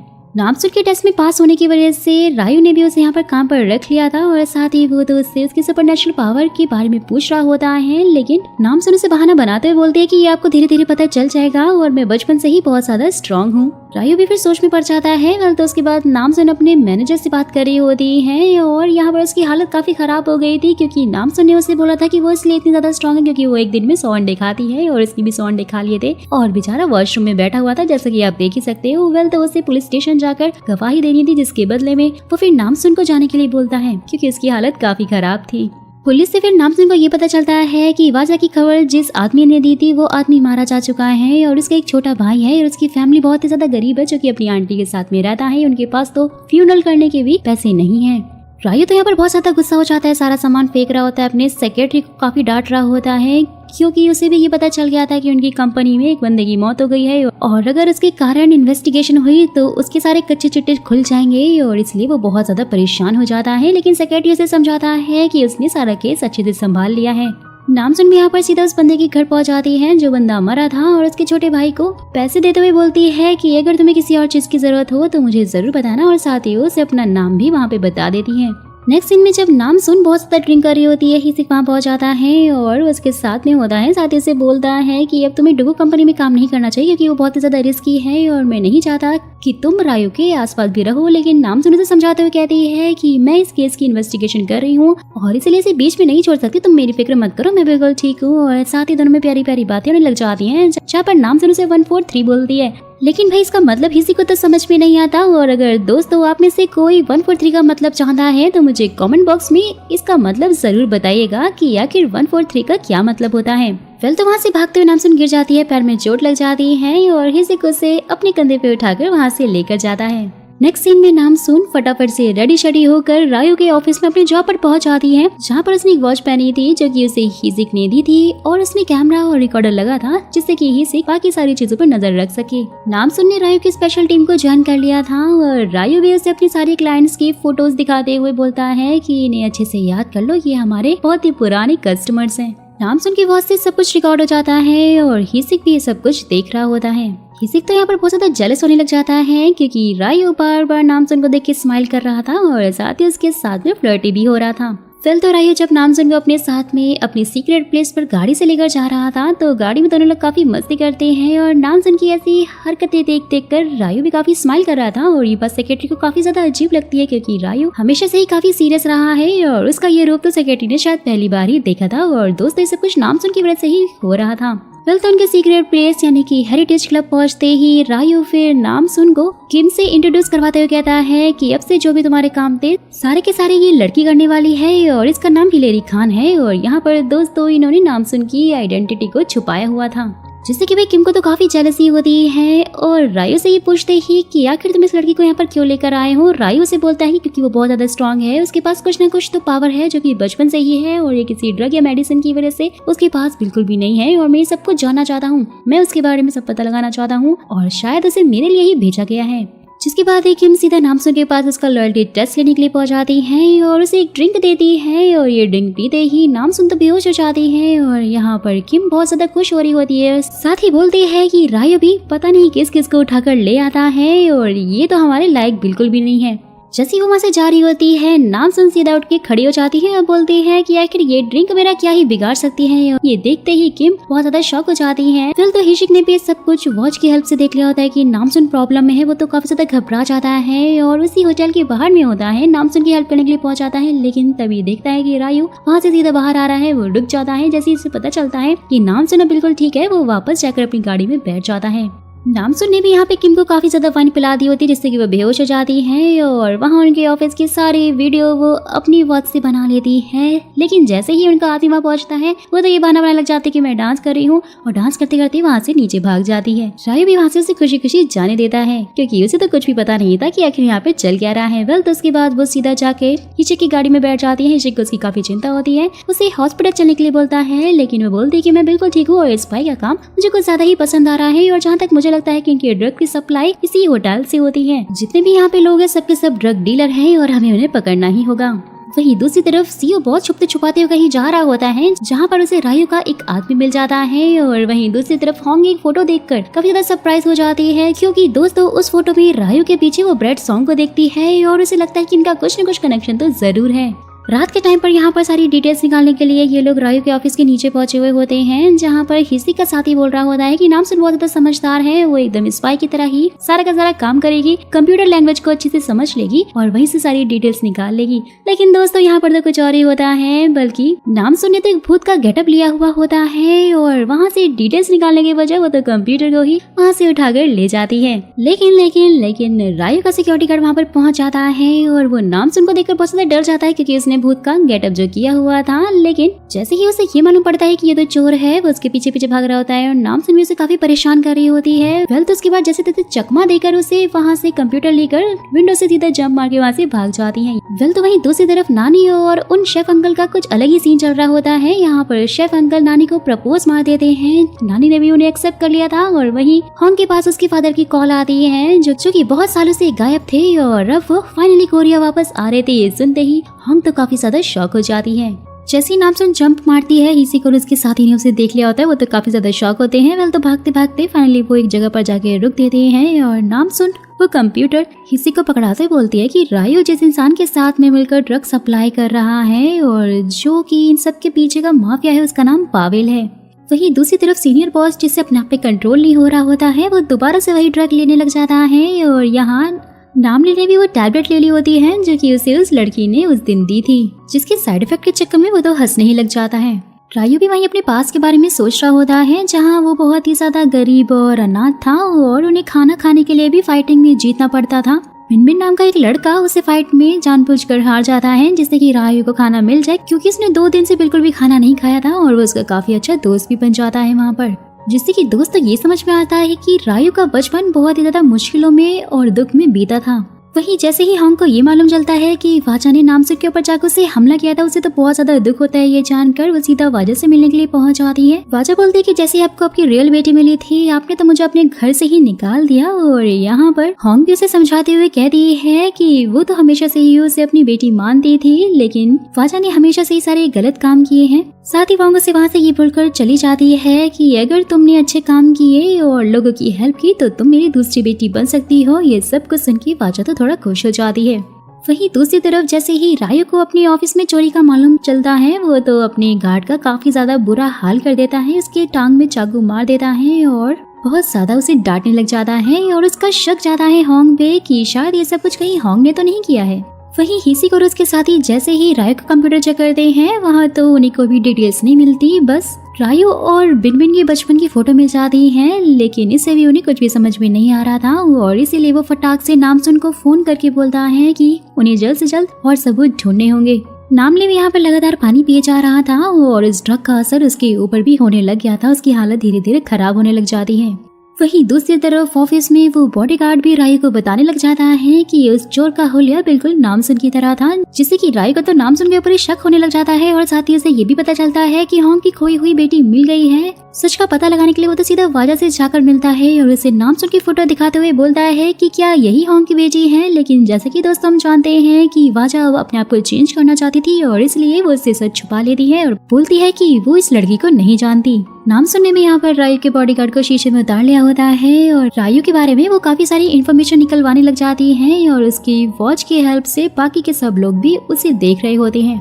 वहीं अपने प्लान के अकॉर्डिंग होंग भी हिसी के साथ में हेरिटेज क्लब में पहुंच जाती हैं, क्योंकि इन्हें वहां पे बहुत सारी इन्वेस्टिगेशन जो करनी थी। जैसे वो लोग वहां पर रूम में जाकर बैठते हैं तो रायू भी नामसुन को लेकर वहीं पर पहुंच जाता है। वेल तो सिचुएशन काफी ही ज्यादा ऑकवर्ड हो जाती है और नामसुन और उसकी मॉम तो एक दूसरे को देखकर काफी शॉक हो जाती हैं और उन्हें तो यही लग रहा था कि शायद रायू को उनके ऊपर शक हो गया है। सबके सब तो यहाँ पर ऐसे प्रिटेंड कर रहे होते हैं जैसे कि ये लोग पहली बार एक दूसरे को मिले हैं। हिसिक भी फिर वॉशरूम का बहाना करके वहाँ के डायरेक्टर के रूम में जाने की कोशिश करता है, लेकिन वो लोग तो उसे चाबी दे नहीं रहे होते हैं। जैसे तैसे ट्रिक्स करके चाबी निकाल ही लेता है और वो वहाँ पर काफी सारी छानबीन कर रहा होता है, जहाँ पर तभी रायू का आदमी पहुँच जाता है। जैसे ही वो हिसिक को देखता है, फटाफट से हिसिक बहाना बनाकर वहाँ से चुपचाप निकल जाता है और होंग को भी मैसेज करके बोल देता है कि उसका काम हो गया है। होंग भी यहाँ पर रायू से सवाल कर रही होती है कि आखिरकार इतने कम टाइम में डुगो कंपनी इतनी ज्यादा फेमस कैसे हो सकती है, इतना सारा पैसा कैसे कमा सकती है, इन सब के पीछे कहीं रशियन माफिया का हाथ तो नहीं है। ये सुनते ही रायू तो काफी ज्यादा शॉक हो जाता है और बोलता है कि मैं जानता हूँ कि आप मेरी कंपनी के बारे में काफी सारा इन्वेस्टिगेशन करवा रही हैं, लेकिन फिक्र मत कीजिए क्योंकि आपको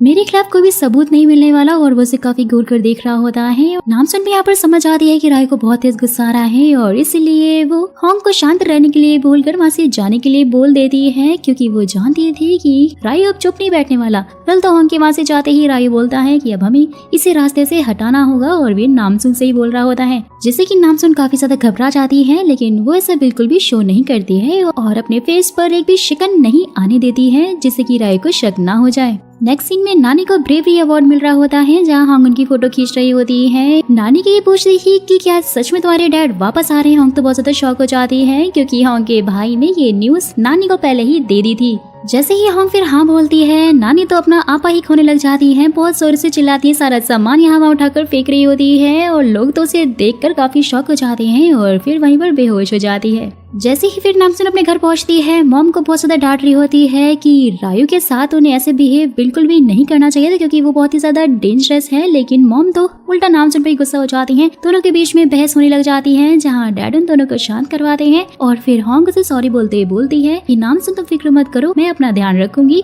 और कुछ भी गड़बड़ नहीं होगी। जैसे यहाँ पर नानी को होश आता है, वो तो अपनी रिंग देखकर काफी ज्यादा सैड हो जाती हैं और साथ ही होंग को फोन करके बोल देती हैं कि तुम्हारे डैड को लेने के लिए मैं जाऊंगी। होंग भी वहीं ब्रेड सॉन्ग से मिलने के लिए पहुंची हुई होती है और उसे वही फोटो दिखाकर बोलती है कि राय के साथ तुम्हारा आखिर क्या कनेक्शन है, तुम दोनों फोटो में साथ में क्या कर रहे हो। जिससे ब्रेड सॉन्ग को काफी गुस्सा आता है और अपनी सिक्योरिटी से बोलकर होंग को ही ऑफिस से बाहर निकलवा देता है। वहीं दूसरी तरफ नानी जैसे ही अपने हस्बैंड को लेने के लिए एयरपोर्ट पे पहुंचती हैं, तो उनका हस्बैंड उन्हें देखकर काफी खुश हो जाता है, लेकिन नानी को काफी गुस्सा आ रहा था, वो तो उसे उठाकर सीधा दूर फेंक देती हैं। ये देखकर सब लोग बहुत ज्यादा डर जाते हैं। नामसुन के डैड बॉन्ग यहाँ पर जैसे ही नामली को देखने के लिए जाते हैं, तो फिर उन्हें पता चलता है वो तो बाथरूम में बेहोश पड़ा हुआ है। वो बहुत ज्यादा घबरा जाते हैं। रायू ने यहाँ पर नामसुन को अपने ऑफिस में बुलाया हुआ होता है और साथ ही उसे बोलता है कि तुम्हें मेरा एक बहुत ही इंपॉर्टेंट काम करना होगा, होंग को तुम्हें मारना होगा। ये सुनते ही नामसुन तो काफी शॉक हो जाती है। फिर रायू से बोलते हैं कि तुम्हें परेशान होने की जरूरत नहीं है, तुम तो काफी ज्यादा घबरा गई हो, फिक्र मत करो, ये काम मैंने ऑलरेडी किसी को बोल के करवा दिया है। और ये सुनते ही नामसुन और भी ज्यादा शॉक हो जाती है। और वहीं दूसरी तरफ हम होंग को देखते हैं, जिसका काफी बुरा एक्सीडेंट हो गया था, जिसके सर से काफी ज्यादा खून आ रहा था और होंग को फिर उसी के हॉस्पिटल में ही एडमिट करवा दिया जाता है। और वहीं रायू का आदमी भी उसे कॉल करके बता देता है कि उसने होंग को मार दिया है और उसका बच पाना बहुत ही ज्यादा मुश्किल है। नामसुन भी वहीं खड़ी होकर सब कुछ सुन रही होती है, काफी ज्यादा परेशान हो जाती है और रायू को बोलती है कि किसी को मारना बिल्कुल भी ठीक नहीं है। और रायू के ये बोलते ही लेकिन तुम तो मेरी साइड हो, तो नामसुन बोलती है कि क्या तुमने मुझे ये जॉब सिर्फ इसीलिए दी थी कि मैं लोगों को मार दूं, और अगर तुम ऐसा चाहते हो तो मैं ये तुम्हारे लिए जरूर करूंगी। राय तो काफी ज्यादा खुश हो जाता है और फाइनली उसे यकीन हो जाता है कि नामसुन उसी की साइड में है और वो होंग की बेटी नहीं है। फिर तो नानी भी यहाँ पर अपने हस्बैंड को लेकर हॉस्पिटल में पहुंची हुई होती हैं। जैसे ही उन्हें होंग के बारे में मालूम चलता है, वो सीधा उसे मिलने के लिए पहुंच जाती हैं, लेकिन गार्ड तो उसे अंदर नहीं जाने दे रहे होते हैं और इसलिए वो हल्का सा उसे पुश करती है और गार्ड तो काफी दूर जाके गिर जाता है। होंग से मिलने के लिए वो सीधा अंदर ही पहुंच जाती है। होंग की हालत देखकर वो बहुत ज्यादा रोते हुए बोलती है कि मैं उन लोगों को बिल्कुल भी नहीं छोड़ूंगी जिन्होंने तुम्हारा ये हाल किया है। वेल तो उसी टाइम पर उनके पास होंग की कॉल आ जाती है, जिसे देखते हुए काफी शौक हो जाती है और होंग फिर उनसे बोलती है कि फिलहाल के लिए वो ये रोना धोना बंद कर दे, क्योंकि होंग बिल्कुल ठीक है। वहीं दूसरी तरफ नामसुन को दिखाया जाता है और वो कुछ सोच रही होती है, जिससे कैसे हमें ये पता चलता है कि ये सब कुछ तो नामसुन और उसकी मॉम यानी होंग का प्लान था, क्योंकि वो रायू को बेवकूफ बनाना चाहते थे और ऐसा हो भी जाता है। और जैसे ही नामसुन देखती है अपनी मॉम का मैसेज कि वो बिल्कुल ठीक है, काफी ज्यादा खुश हो जाती है। वहीं नानी के पूछते ही कि आखिर ये सब कुछ हो क्या रहा है, तो होंग उन्हें बताने लग जाती है कि मुझे एक आदमी मारना चाहता है और इसीलिए मुझे सारा नाटक रचना पड़ा। वहीं फिर ये भी पता चलता है कि होंग को पहले ही मालूम चल गया था कि एक गाड़ी उसके पीछे पड़ी है जो कि उसे मारना चाहती है और इसलिए उसने हिशिक को कॉल करके सारी सीसीटीवी फुटेज भेज दी थी और यहाँ तक कि सारे सबूत भी उसने भेज दिए थे। और तो और उसने स्टीयरिंग के आगे अपनी एक बलून लगा लिया था, जिससे कि उसका एक्सीडेंट तो हुआ था लेकिन उसे बिल्कुल भी चोट नहीं आई थी और लोगों को लग रहा था कि होंग मर गई है। सब कुछ होंग के प्लान के अकॉर्डिंग ही चल रहा था और उसके बोलने पर उसके सेक्रेटरी ने ये न्यूज छपवा दी थी कि होंग अभी हॉस्पिटल में है और इसलिए उसकी तबीयत बिल्कुल भी ठीक नहीं है, वो कुछ दिन तक काम नहीं कर पाएगी। वहीं दूसरी तरफ हिशिक, जिसने की हेरिटेज क्लब में वो सीक्रेट रिकॉर्डर लगा दिया था, किम की सारी बातें सुन लेता है और उसे पता चल जाता है कि ये लोग सबसे पहले लोगों को ड्रग्स की लत लगवाते हैं और फिर उसके बाद उसी का एंटीडोट देकर उनसे बहुत सारे पैसे वसूल कर लेते हैं। वहीं जैसे ही नामसुन रायु के ऑफिस में पहुंचती है, देखती है कि रायु तो अपना एनर्जी ड्रिंक पी रहा होता है और रायु भी फिर उससे बोलता है कि अगर हम इतने अच्छे दोस्त बन ही गए हैं तो हमें साथ में डिनर पर चलना चाहिए। हिसी और उसका साथी भी ये सब कुछ देख रहे होते हैं और हिसी को तो काफी ज्यादा जलन हो रही होती है क्योंकि रायु ने नामसुन के शोल्डर पे हाथ जो रखा हुआ था और उसे काफी जलन हो रही होती है। वो भी समझ आता है कि रायु को शायद नामसुन काफी पसंद आ गई है। वहीं होंग और उसका भाई भी अपने डैड से मिलते हैं जिनकी हालत नानी ने कुछ ज्यादा ही खराब करके रखी हुई होती है और होंग का भाई तो ये देखकर बहुत ज्यादा दुखी हो रहा होता है और रो रहा होता है। नानी ने भी यहाँ पर शेफ अंकल को सारी बातें और सारी सिचुएशन बता दी होती है जहाँ शेफ अंकल कहते हैं कि तुम्हारा जो भी डिसीजन होगा मैं उसमें तुम्हारे साथ हूँ। रायु और नामसुन जब खाना खा रहे होते हैं तो रायु के ये बोलते हैं कि मुझे तुमसे जेलसी होती है कि तुम्हारे पास इतनी सारी पावर है और तुम इतनी ज्यादा स्ट्रांग हो और प्लस तुम्हारी परवरिश तुम्हारे पेरेंट्स ने की है। नामसुन जब उससे पूछते कि तुम्हारे पेरेंट्स कहाँ हैं तो रायु बोलता है कि मुझे उनके बारे में कुछ भी नहीं पता। जब मैं 5 साल का था तब मुझे रशिया भेज दिया गया था। और दोस्तों उनकी ये सारी बातें हिसी और उसके साथी भी सुन रहे होते हैं और यहाँ पर रायु इतना ज्यादा हैंडसम लग रहा होता है कि वो लोग तो हिसी के सामने ही रायु की तारीफ करने लग जाते हैं और यहाँ हिसी को और ज्यादा जलन होने लग जाती है क्योंकि वो लोग बोल रहे थे कि रायु और नामसुन की जोड़ी वैसे काफी अच्छी लगती है।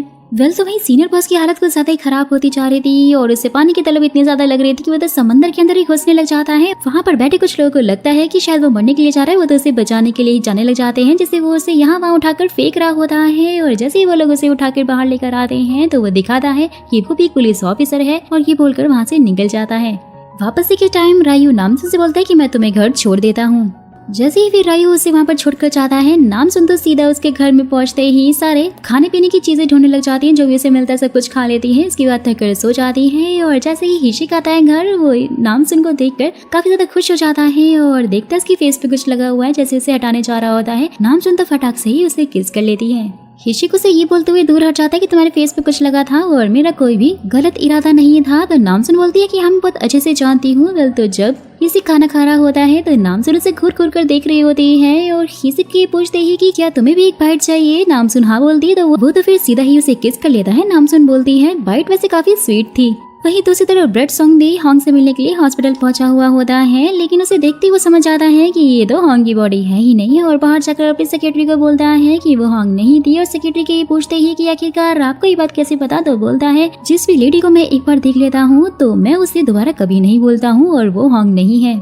नेक्स्ट सीन में नामसुन के डैड हिशिक से जाके मिलते हैं और उसे नाम लेके वही टैबलेट देते हुए बोलते हैं कि जब से मेरा बेटा ये खा रहा है उसे बहुत ही अजीब अजीब सी चीजें हो रही हैं और वो भूख तो उसे लगती नहीं, उसे पानी ही पिए जा रहा है। तो हिशिक फिर उस टैबलेट को लैब में रिसर्च के लिए भेज देता है। तो वही अपने प्लान के अकॉर्डिंग नामसुन उस ट्रक में घुस जाती है जिसमें ड्रग्स वाला बॉक्स छुपा कर रखा हुआ था। हिशिक भी बीच रास्ते में ट्रक को रोक लेता है जिसने की लड़की का गेटअप किया हुआ था और उसके ड्राइवर को ये बोलकर वहाँ से ले जाता है कि मेरी गाड़ी खराब हो गई है, प्लीज आप इसे ठीक कर दीजिए। मौका पाते ही हिसिक का साथ ही फिर उस ट्रक को खोल देता है जिसमें से नामसुन उसके ऊपर जैकेट फेंक कर वहाँ से भाग जाती है और जैसे ही वो जैकेट लाकर उसे फाड़ कर देखते तो उसमें से कुछ फर निकलते हैं और उन्हें पानी में डालते हुए पाउडर में बदल जाते हैं, जिसका साफ मतलब यही था दोस्तों कि इसमें ड्रग्स थे और ये लोग इसी तरह से इनकी ड्रग्स की सप्लाई करते थे जैकेट्स में छुपाकर और काफी अलग अलग तरीकों से बनाकर। हिशिक के पास भी फिर कॉल आती है और उसे पता चल जाता है कि नामली जो कैप्सूल ले रहा है वो वही वाला ड्रग है और ये बात वो फटाफट से नामसुन की मॉम यानी होंग को बता देता है। ये सुनते ही होंग तो बहुत ज्यादा घबरा जाती है, उसे तो चक्कर ही आने लग जाते हैं। वहीं जैसे ही नामसुन को पता चलता है रायु उसे ढूंढ रहा है, फटाफट से भागते हुए वो तो उसके ऑफिस में पहुंच जाती है और यहाँ पर रायु से काफी ज्यादा करीब आ जाता है और बोलता है मैंने तुम्हें बहुत मिस किया, क्या तुम मेरे साथ बाहर कहीं घूमने चलना चाहोगी। और ऐसा तो दोस्तों तभी होता है ना जब कोई किसी को लाइक करता है और ये जानकर तो नामसुन और भी ज्यादा शॉक हो जाती है। और फिर उसी टाइम पर नामसुन के पास मॉम की कॉल आ जाती है और होंग फिर उसे नाम लेके ड्रग्स के बारे में बता देती है। ये सुनते ही नामसुन तो काफी ज्यादा शॉक हो जाती है और रायु से बहाना बोलकर वहाँ से तुरंत भाग जाती है और रायु भी सोच रहा होता है कि आखिरकार अब इसको क्या हो गया। वहीं दूसरी तरफ जैसे ही हिशिक अपने सीनियर बॉस से मिलने के लिए जाता है वो देखकर काफी ज्यादा शॉक हो जाता है क्योंकि वो जमीन पर पड़े हुए थे और दोस्तों उनकी मौत हो चुकी थी और ये देखकर वो बहुत ज्यादा रोने लग जाता है और अपनी टीम को भी बता देता है। सब लोग बहुत ज्यादा दुखी होते हैं, लेकिन उसी टाइम पर उसे एक मैसेज मिलता है जो कि उसके बॉस ने ही किया था और इसमें लिखा हुआ था तुम्हारे लिए बुक शेल्फ के अंदर कुछ है। और जैसे वो बुक खोल के देखता है तो दोस्तों उसमें बहुत ही सारे सबूत होते हैं जो कि सीनियर बॉस ने मरने से पहले हिशिक के लिए रख दिए थे, क्योंकि वो जानता था कि जिस ड्रग का शिकार वो हो चुका है उससे बचना बहुत ही ज्यादा मुश्किल है। हॉन्ग भी वहाँ भागते हुए सीधा अपने बेटे से मिलने के लिए जाती है और नामसुन भी वहाँ पर पहुँच जाती है। सबके सब बहुत ही ज्यादा परेशान हो रहे होते हैं, लेकिन बॉन्ग को तो कुछ भी समझ में नहीं आ रहा होता है। लेकिन जैसे ही हॉन्ग उसे नामली के लिए हुए उस ट्रक के बारे में बताती है, वो भी काफी ज्यादा घबरा जाता है। हिशिक भी फिर नामसुन को कॉल करके बता देता है कि उसके सीनियर बॉस की डेथ हो चुकी है और वो उसके भाई के बारे में जानता है और साथ ही बोलता है कि वो लोगों से बिल्कुल भी पानी ना पीने दे।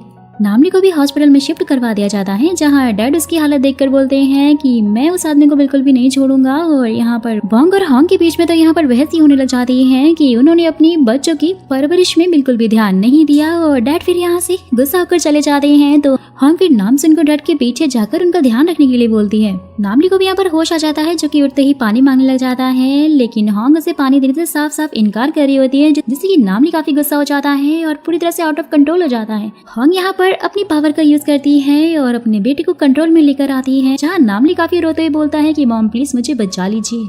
रायू भी यहाँ पर नामसुन को काफी मिस कर रहा होता है, उसे कॉल करता, लेकिन वो तो उसका फोन ही नहीं उठाती। और उसी टाइम पर उसके पास एक लेडी की कॉल आ जाती है, जो कि उसे बहुत ज्यादा डांटने लग जाती है। साथ ही बोलती है कि सामान में से एक जैकेट गायब है, जो कि तुम्हारी डोगो कंपनी में से आए हुए सामान से ही गायब हुई है और इसकी कीमत तुम जानते ही हो, जो कि अगर नहीं मिली तो तुम्हारे साथ काफी बुरा होने वाला है। वो लेडी बार बार रायू को एंटोन कहकर बुला रही होती है और रायू को बहुत ज्यादा गुस्सा आता है। फोन काटते हुए बोलता है कि क्या अभी भी मुझे 10 साल का बच्चा समझ रही है।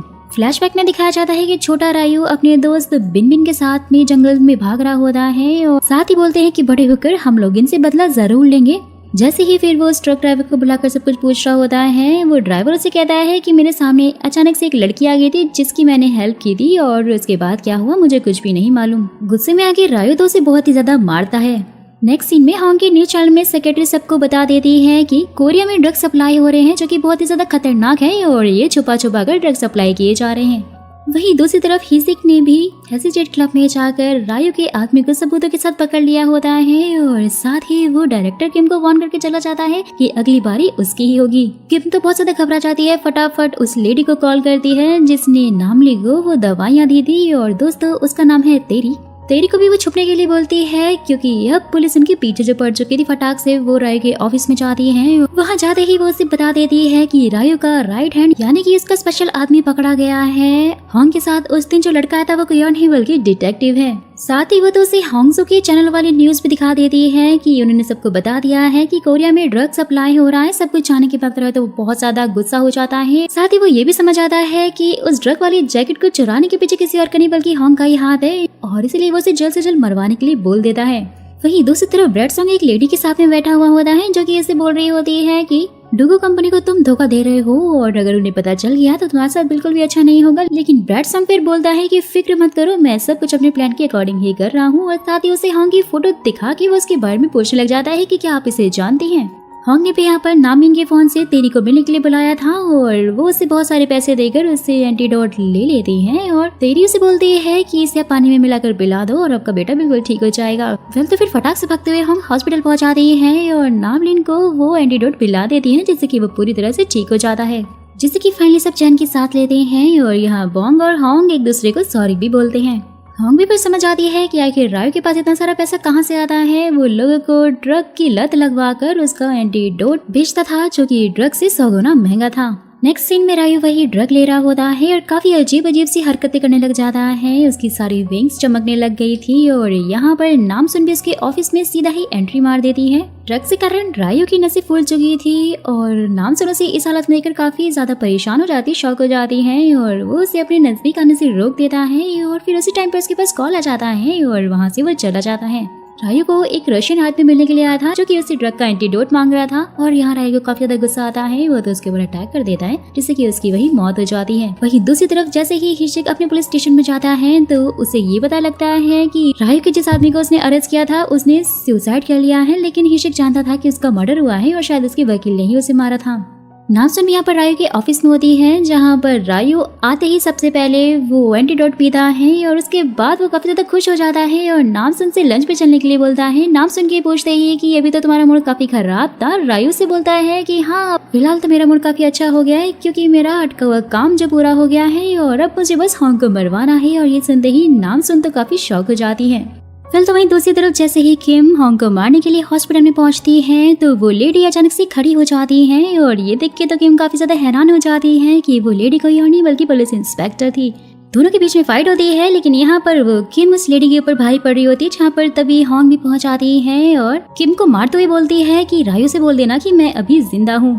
रायू और नामसुन भी यहाँ लंच कर रहे होते हैं। रायू के ये पूछते ही कि वैसे तुम्हारी जिंदगी में दोस्त का मतलब क्या होता है। नामसुन बोलती है जो हमारे सीक्रेट को सीक्रेट रख सके, और ये सुनते ही रायू तो काफी ज्यादा खुश हो जाता है और बोलता है कि तुम्हारे आने के बाद मेरी जिंदगी में दोस्ती के साथ साथ प्यार भी आ गया। और उसी टाइम पर उसके पास कॉल आता है और उसे ये पता चलता है कि होंग तो अभी भी जिंदा है। बहुत ज्यादा गुस्सा हो जाता है और साथ ही नामसुन को बोलता है कि मैं होंग को जिंदा नहीं छोड़ूंगा। नामसुन के ये पूछते ही कि अब तुम्हारा अगला प्लान क्या होगा, तो रायू बोलता है कि मैं होंग के साथ साथ उसकी पूरी फैमिली को मरवा दूंगा, बस एक बार मुझे उसकी खोई हुई बेटी के बारे में पता चल जाए।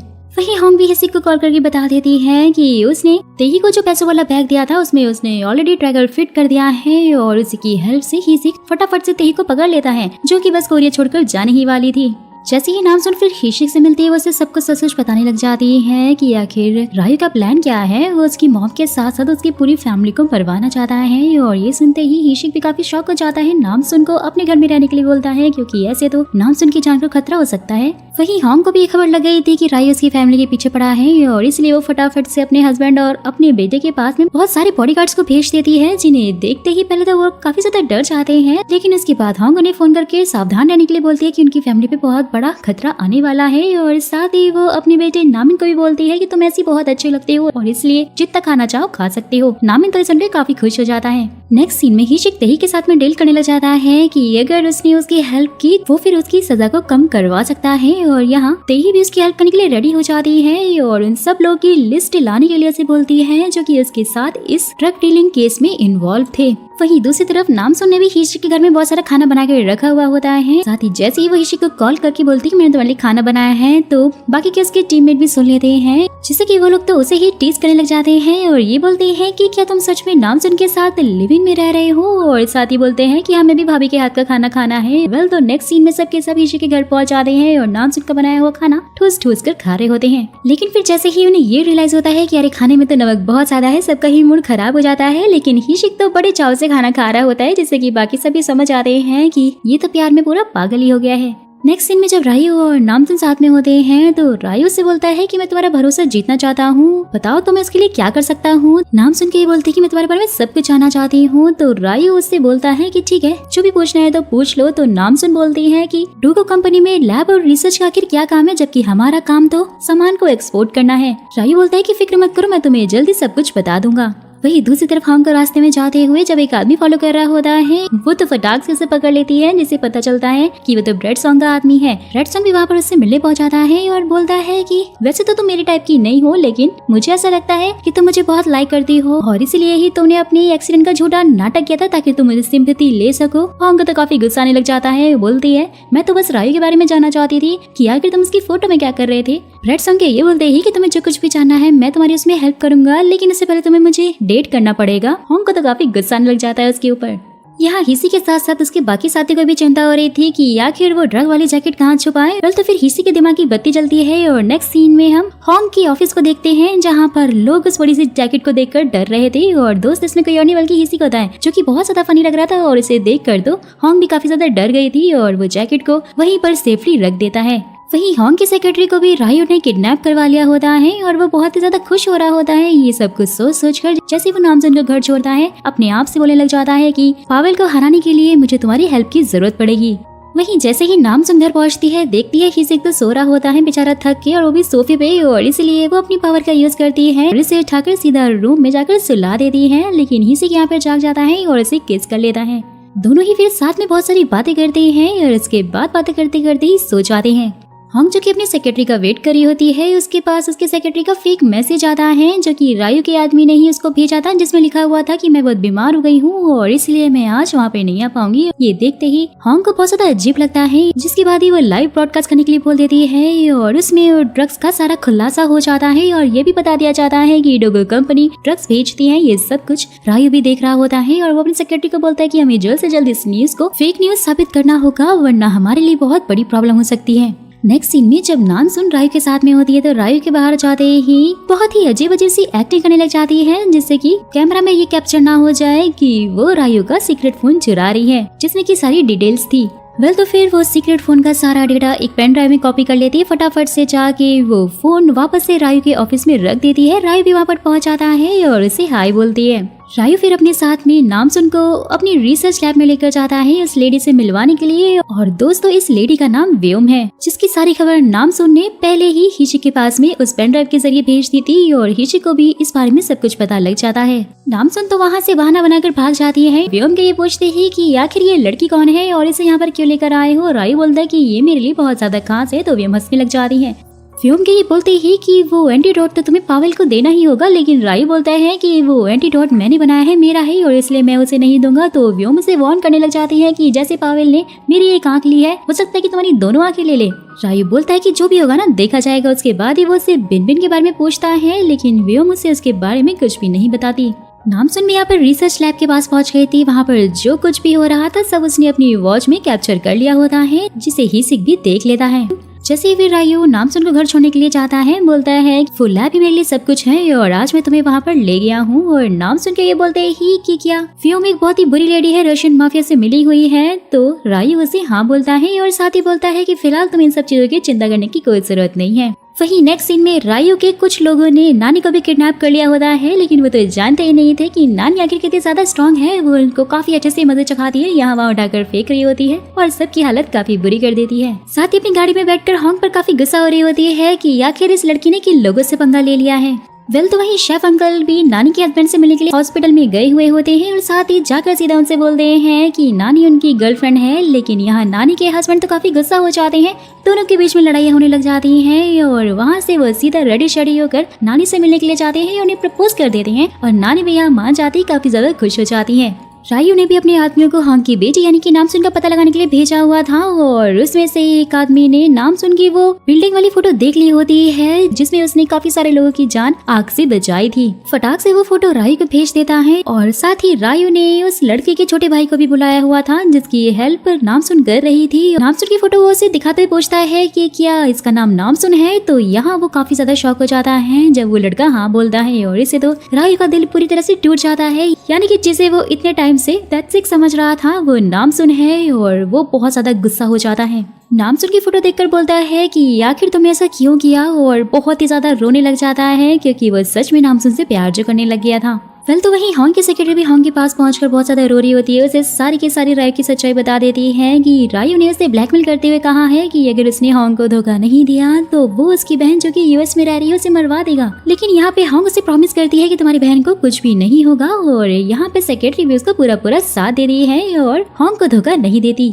यहाँ नामसुन और उसका भाई भी अपने डैड को ढूंढ रहे होते हैं, जो कि उन्हें कहीं मिलते ही नहीं है। और फिर नामसुन अपने सुपरनैचुरल पावर से अपने डैड को दूर से देख लेती हैं कि अरे वो तो पार्क में एक्सरसाइज कर रहे हैं। और होंग के पास भी वोंग का कॉल आता है, जो कि इसे बहुत ज्यादा डांटने लग जाती है कि आखिर तुम बाहर ऐसे क्यों घूम रहे हो, जानते नहीं हो क्या हम सबकी जान को खतरा है। और नामसुन और उसका भाई भी वहाँ पर पहुँच जाते हैं और अपने डैड को वहाँ से ले जाते हैं। वही राय को भी ये पता लग गया था कि होंग की सेक्रेटरी और नामसुन उन दोनों ने ही मिलकर उसे धोखा दिया है और उसकी बात नहीं सुनी है। राय को काफी गुस्सा आता है और बोलता है कि अच्छा इसीलिए पावेल किसी को भी सेकंड मौका नहीं देता है और जो भी उसे धोखा देता है उसी टाइम उसे मार देता है और इसलिए मुझे भी होंग की सेक्रेटरी और नामसुन को पहले ही मार देना चाहिए था। और वह नामसुन के साथ बिताए गए सारे मोमेंट्स को याद कर करके बहुत ज्यादा दुखी हो रहा होता है। उसकी आंखों में आंसू भी होते हैं क्योंकि उसने सच में नामसुन पे बहुत ज्यादा भरोसा किया था और यहाँ तक कि वो तो उससे प्यार भी करने लग गया था। रायू फिर मीडिया के सामने जाता है और एक जैकेट उन्हें खोलकर दिखाते हुए कहता है कि इसमें तो सिर्फ कॉटन ही है और कोई भी ड्रग्स नहीं है। और यहाँ तक कि होंग तो जानबूझकर उसे फंसाने की कोशिश कर रही है क्योंकि वो उसकी डोगो कंपनी में इन्वेस्ट करना चाहती थी, लेकिन मैंने उसे नहीं करने दिया। वो मुझसे बदला लेना चाहती है, इसलिए झूठी अफवाहें फैला रही है। तो फिर सब कुछ जाने के बाद नामसुन भी हिशिक को कॉल करके बोलती है कि मैंने जो तुम्हें उसकी लैब रिसर्च की फोटो भेजी थी फटाफट से उसे वायरल कर दो, जिससे सबको उसकी असलियत के बारे में मालूम चल जाए। हिशिक भी बिल्कुल वैसा ही करता है, रायू के लैब के वीडियो को वायरल कर देता है। वही दूसरी तरफ तेही, जिसने हिशिक की बात मान ली होती है, वो भी डायरेक्टर किम के साथ में बैठी हुई होती है और उसे बहुत सारी ड्रिंक पिला देती है और सारे के सारे वीआईपी कस्टमर की लिस्ट निकालकर हिशिक को भेज देती है। यहाँ पर होंग भी अपनी पूरी फैमिली को पिकनिक करवाने के लिए अपने बुसान वाले घर में लेकर आई हुई होती है। नामसुन भी उसके साथ में होती है, जो कि अपनी मंगोलिया वाली मॉम को देखकर बहुत ही ज्यादा खुश हो जाती है और यही उसके लिए सरप्राइज रखा गया था। डैड भी उन्हें थैंक्स बोलते हैं क्योंकि उन्होंने अभी तक उसकी बेटी का इतना अच्छे से ख्याल जो रखा था, उसे पाल पोष कर बड़ा और जिम्मेदार जो बनाया था। वेल तो नामसुन अपनी मॉम को अपनी बॉयफ्रेंड यानी कि हिसी के बारे में बता देती है, जिससे कि वो भी काफी खुश होते हुए बोलती है तुम्हारा बॉयफ्रेंड तो काफी ज्यादा हैंडसम है। और फिर नामसुन और उसकी मॉम सबके सामने मंगोलिया वाला डांस करके दिखाते हैं। ये लोग यहाँ पर काफी ज्यादा मस्ती कर रहे होते हैं। रायू भी यहाँ पर नामसुन की लोकेशन को ट्रेस करने की कोशिश कर रहा होता है, लेकिन वो उसे मिलती नहीं है। उसे काफी ज्यादा गुस्सा आता है, बोलता है कि मैं किसी को नहीं छोड़ूंगा, सबको मार डालूंगा। नामसुन भी यहाँ पर जब हिसी को कॉल कर रही होती है तो वो उसका कॉल नहीं उठाता और ये पता चलता है कि हिशिक और साथ ही उसके साथियों को जेल में बंद कर दिया गया है। लेकिन उसके बाद भी सब लोग काफी ज्यादा खुश होते हैं और जेल में ही एंजॉय करने लग जाते हैं। और वहीं होंग को भी बुसान में रेड सॉन्ग मिल जाता है, जिसे देखते ही वो काफी ज्यादा शॉक हो जाती है और दोनों को लग रहा था कि शायद वो दोनों ही एक दूसरे का पीछा कर रहे हैं। लेकिन फिर ये पता चलता है कि रेड सॉन्ग तो बुसान में ही पला बड़ा है और इसके बाद ही वो सोल में शिफ्ट हो गया था। होंग और रेड सॉन्ग आपस में बात कर ही रहे होते हैं, जहाँ पर तभी होंग का हस्बैंड यानी बोंग अपने बेटे नामिन के साथ में पहुंच जाता है। पहले तो बहुत खुश होता है, लेकिन जैसे ही होंग रेड सॉन्ग के साथ में देखता है बहुत ही ज्यादा जेलसी होने लग जाती है उसको, और वो तो ये समझ रहा था कि शायद ये होंग का नया बॉयफ्रेंड है। वहीं दूसरी तरफ वाजा भी अपने दोस्तों के साथ में होती है, जो कि मस्त पार्टी कर रही होती है, क्योंकि दोस्तों होंग ने उसे अपनी सेकंड बेटी जो बना लिया था, क्योंकि वो काफी अच्छे काम करने लग गई थी। होंग ने उसे अडॉप्ट कर लिया था और साथ ही उसकी सारी पढ़ाई का खर्चा भी वही उठा रही थी। वाजा अपने दोस्तों को ये सब कुछ बता रही होती है कि अब फाइनली वो अपनी एक डिसेंट लाइफ स्टार्ट करेगी। फिर जैसे ही वो वहाँ से जा रही होती है, रायू भी वहाँ पर पहुँच जाता है और कहता है कि मैंने तो तुमसे पहले कहा था कि मुझसे झूठ मत बोलना और मुझे धोखा मत देना। यानी कि दोस्तों ये सब कुछ रायू ने ही करवाया था। और उसी टाइम पर वाजा के फोन पे होंग की कॉल आ रही होती है, जिसे कि रायू ने उठा लिया था और होंग से बात कर रही होती है, लेकिन रायू यहाँ पर कुछ भी नहीं बोलता और इसलिए होंग को वाजा की काफी चिंता होने लग जाती है। यहाँ पर शेफ अंकल के रेस्टोरेंट में पहुंच के नानी को पता चलता है कि उन्हें किसी ने किडनैप कर लिया है। वो फटाफट से इस प्लेस पे पहुंच जाती हैं और साथ ही उन गुंडों को काफी अच्छे से मजा चखा रही होती है, बहुत मार रही होती है। देखते ही शेफ अंकल तो और भी ज्यादा शॉक हो जाते हैं कि उनकी गर्लफ्रेंड आखिर कितनी ज्यादा स्ट्रॉन्ग है। हिचिको और उसके साथियों को भी जेल से बाहर निकलवा लिया जाता है, क्योंकि अब न्यू कमिश्नर जो आ गया था और वो उन्हें पूरा सपोर्ट कर रहा था ड्रग माफिया केस में। और नेक्स्ट सीन पे हम रायू को देखते हैं, जिसने अपने ड्रग्स खाए हुए होते हैं, बहुत ज्यादा पावरफुल हो जाता है और जैसे ही कमिश्नर अपनी गाड़ी से जा रहा होता है, उसकी गाड़ी को रोक के और बहुत ही बेरहमी से वो उस न्यू कमिश्नर को मार डालता है। नामसुन को भी यहाँ पर वाजा के फोन से मैसेज आता है कि मैं अब मर चुकी हूँ और दोस्तों ये कोई और नहीं बल्कि रायू ही कर रहा था। और उसने लिखा था कि वाजा ने तुम्हारे बारे में कुछ भी नहीं बताया और इसलिए मैंने उसे मार दिया और अगला नंबर तुम्हारा है। ये सुनते ही नामसुन काफी शॉक हो जाती है। हिशिको और उसके साथी जैसे ही होंग के घर में खाना खा रहे होते हैं, अचानक से नानी और शेफ अंकल वहाँ पे रोमांटिक होते हुए पहुंच जाते हैं और ये देखते ही वो सब के सब फटाक से टेबल के नीचे छुप जाते हैं। वो लोग वहाँ पे काफी डांस करते हैं और काफी एंजॉय कर रहे होते हैं। और जैसे ही शेफ अंकल और नानी वहाँ से जाते हैं, सबके सब बाहर निकल कर आते हैं। हिची के पास कॉल आता है कि न्यू कमिश्नर की मौत हो गई है, यानी कि उन्हें किसी ने मार दिया है। नेक्स्ट सीन में होंग और उसकी फैमिली और नामसुन सबके सब वाचा के फ्यूनरल पर पहुंचे हुए होते हैं और वाचा की साल में देखकर सब बहुत ज्यादा दुखी होते हैं, जहाँ पर सारा का सारा ब्लेम नामसुन जब अपने ऊपर ले रही होती है तो उसके दोस्त बोलते हैं कि इसमें तो आपकी कोई गलती थी नहीं और अगर वाचा नामसुन बन के ना चाहती तो आज उसके साथ ये सब कुछ नहीं होता। होंग तो बहुत ज्यादा सैड होती है और वो तो इतनी ज्यादा दुखी होती है जैसे कि उसने सच में अपनी बेटी को खो दिया हो। गुस्से में बोल रही होती है कि एक बार बस रायू मुझे मिल जाए, मैं उसे जिंदा नहीं छोड़ूंगी। नामसुन भी अब अच्छी तरह से समझ गई थी कि रायू को उसकी असलियत पता चल गई है और ये बात अपनी मॉम को भी बता देती है और होंग यहाँ पर उसे सावधान रहने के लिए बोलती है और अपना ख्याल रखने के लिए कहती है। नामसुन फिर हिस्से के पास पहुंचाती है, सब कुछ सच बता देती है कि रायू ने वाजा को मार दिया है और उसे मेरे बारे में सब पता चल गया है और यहाँ हिशी काफी परेशान हो जाता है। नामसुन फिर रायू को कॉल करके बोलती है कि बेगुनाह लोगों को मारने की वजह मेरे सामने आओ। रायू के ये पूछते ही कि क्या तुम मेरी कंपनी में मेरी जासूसी करने के लिए आई थी, तो नामसुन उसे हाँ बोलती है और साथ ही बोलती है कि मैं जल्द ही तुम्हें पकड़ लूंगी। रायू के ये पूछते ही कि हमारे बीच में जो कुछ भी था क्या वो सब झूठ था, तो नामसुन हाँ बोलती है। तो रायू भी उसे बोलता है कि तुम्हें जो कुछ करना है कर लो, लेकिन मुझे कभी भी पकड़ नहीं सकती। और दोस्तों यहाँ पर हमें ये पता चलता है कि नामसुन से वो अपनी बातों में उलझा रही थी और यहाँ पर हिशिको और उसकी टीम ने रायू का फोन हैक कर लिया था, जिससे कि उन्हें सब कुछ पता चल जाता है कि वो आखिर किससे बात कर रहा है और वो कहाँ जा रहा है। साथ ही फिर उनको ये भी पता चल जाता है कि रायू पावेल के साथ नहीं बल्कि उसके खिलाफ है और वो उसे किसी चीज का सबक सिखाना चाहता है। वेल तब रायु वांटेड लिस्ट में पहुंच चुका था और इसलिए वो एक जगह पर छुप कर बैठा हुआ होता है और साथ ही फोन पर बोल रहा होता है कि डॉक्टर को संभाल के रखो। और दोस्तों ये डॉक्टर कोई और नहीं था बल्कि उसकी लैब का ही सीक्रेट डॉक्टर था जो कि उसके लिए एंटीडोट बनाता था, जिसके बारे में हिशिको और उसके साथी को भी पता चल जाता है क्योंकि वो लोग रायु का फोन जो ट्रेस कर रहे थे। रायु फिर पावेल को कॉल करके बोल रहा होता है कि मैं वांटेड लिस्ट में आ चुका हूँ और अगर आपने मुझे वांटेड लिस्ट से नहीं हटवाया तो मैं डॉक्टर चोई का नंबर आपको नहीं दूंगा, जिससे कि आपको फिर एंटीडोट भी नहीं मिलेगा। पावेल भी मान जाता है और रायु उसे डॉक्टर चोई का एड्रेस दे देता है।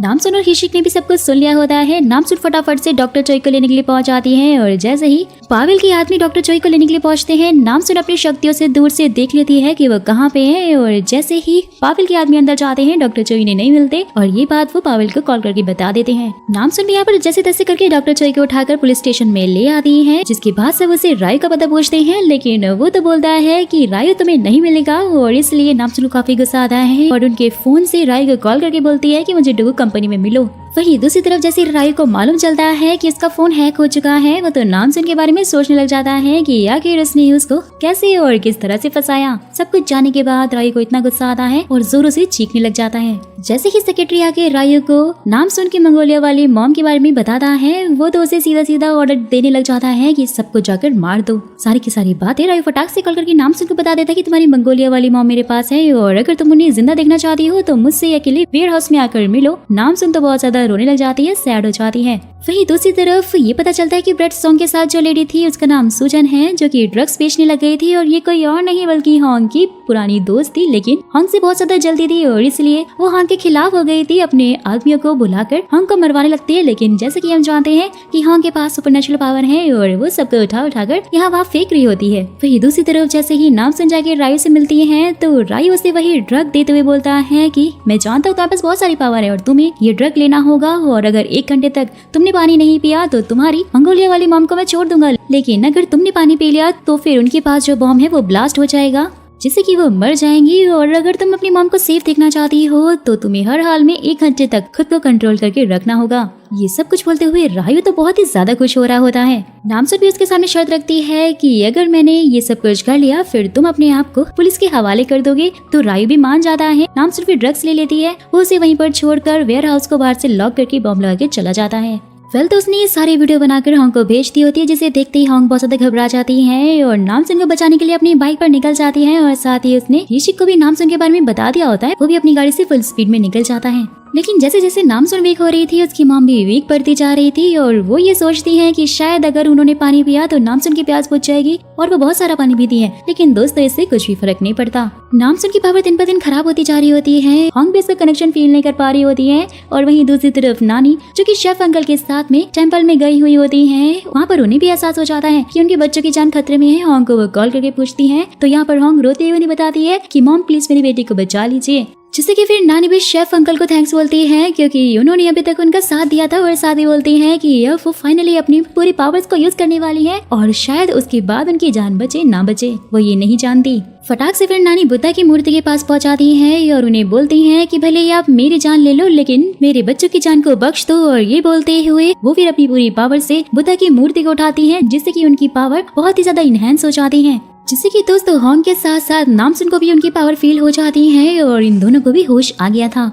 नामसुन के अंदर बहुत सारी पावर्स आ चुकी होती हैं। वो फटाक से उठती है, सीधा ही वेयर हाउस का गेट तोड़ देती है, लेकिन गेट पे बॉम्ब लगा था उसको अपनी पूरी ताकत के साथ सीधा आसमान में उछालती है, जहाँ पर बॉम्ब ब्लास्ट हो जाता है। रायु ने भी सब कुछ देख लिया होता है, फटाफट से अपना ड्रग लेता है, सीधा नामसुन के पास पहुंचता है और उसे उठाकर यहाँ वहाँ पटक रहा होता है क्योंकि नामसुन के ऊपर फिलहाल अभी ड्रग का असर था और साथ ही वो बोलता है कि ड्रग मैंने बनाया है जिससे कि जल्दी तुम पैरालाइज हो जाओगी। नामसुन के पास एक रॉड फेंकता है, लेकिन नामसुन उसे पकड़ लेती है और ये सब कुछ बंद करने के लिए बोलती है और वो रॉड सीधा रायु को मारती है, जो कि इसे लग जाती है और उसको ब्लीडिंग होने लगती है। हिशिक भी वहाँ पर फटाक से पहुंच जाता है और रायु को अपने आप को सरेंडर करने के लिए बोलता है, लेकिन इसके बाद भी रायु वो रॉड नामसुन की तरफ फेंकता है, नामसुन नीचे गिर जाती है। हिशिक जैसे ही उसे देखने जाता है और पीछे मुड़कर देखता है रायु वहाँ से गायब हो चुका था। नामसुन की हालत काफी खराब थी, इसलिए हिसिक उससे अपने साथ में लेकर जा रहा था। और वहीं होंग और नानी की तबीयत भी बहुत ज्यादा खराब हो चुकी थी, उन्हें भी हॉस्पिटल लेकर जाया जाता है। नामसुन को फिलहाल उस एंटीडोट की बहुत ज्यादा जरूरत थी और इसलिए हिशिक फोन करके तेई से मांगता है, लेकिन तेई बोलती है कि उसके पास फिलहाल कोई भी एंटीडोट नहीं है, जिससे कि फिर हिशिक भी समझ आता है कि एंटीडोट पक्का रायु की कंपनी में ही होगा। और यहाँ पर नानी की हालत तो इतनी ज्यादा खराब हो जाती है क्योंकि उन्होंने अपनी पावर्स का सबसे ज्यादा यूज कर लिया था। हिशिक भी वहीं जैसे तैसे करके रायु के ऑफिस में घुस जाता है और वहाँ से उसने एंटीडोट भी निकाल लिया होता है।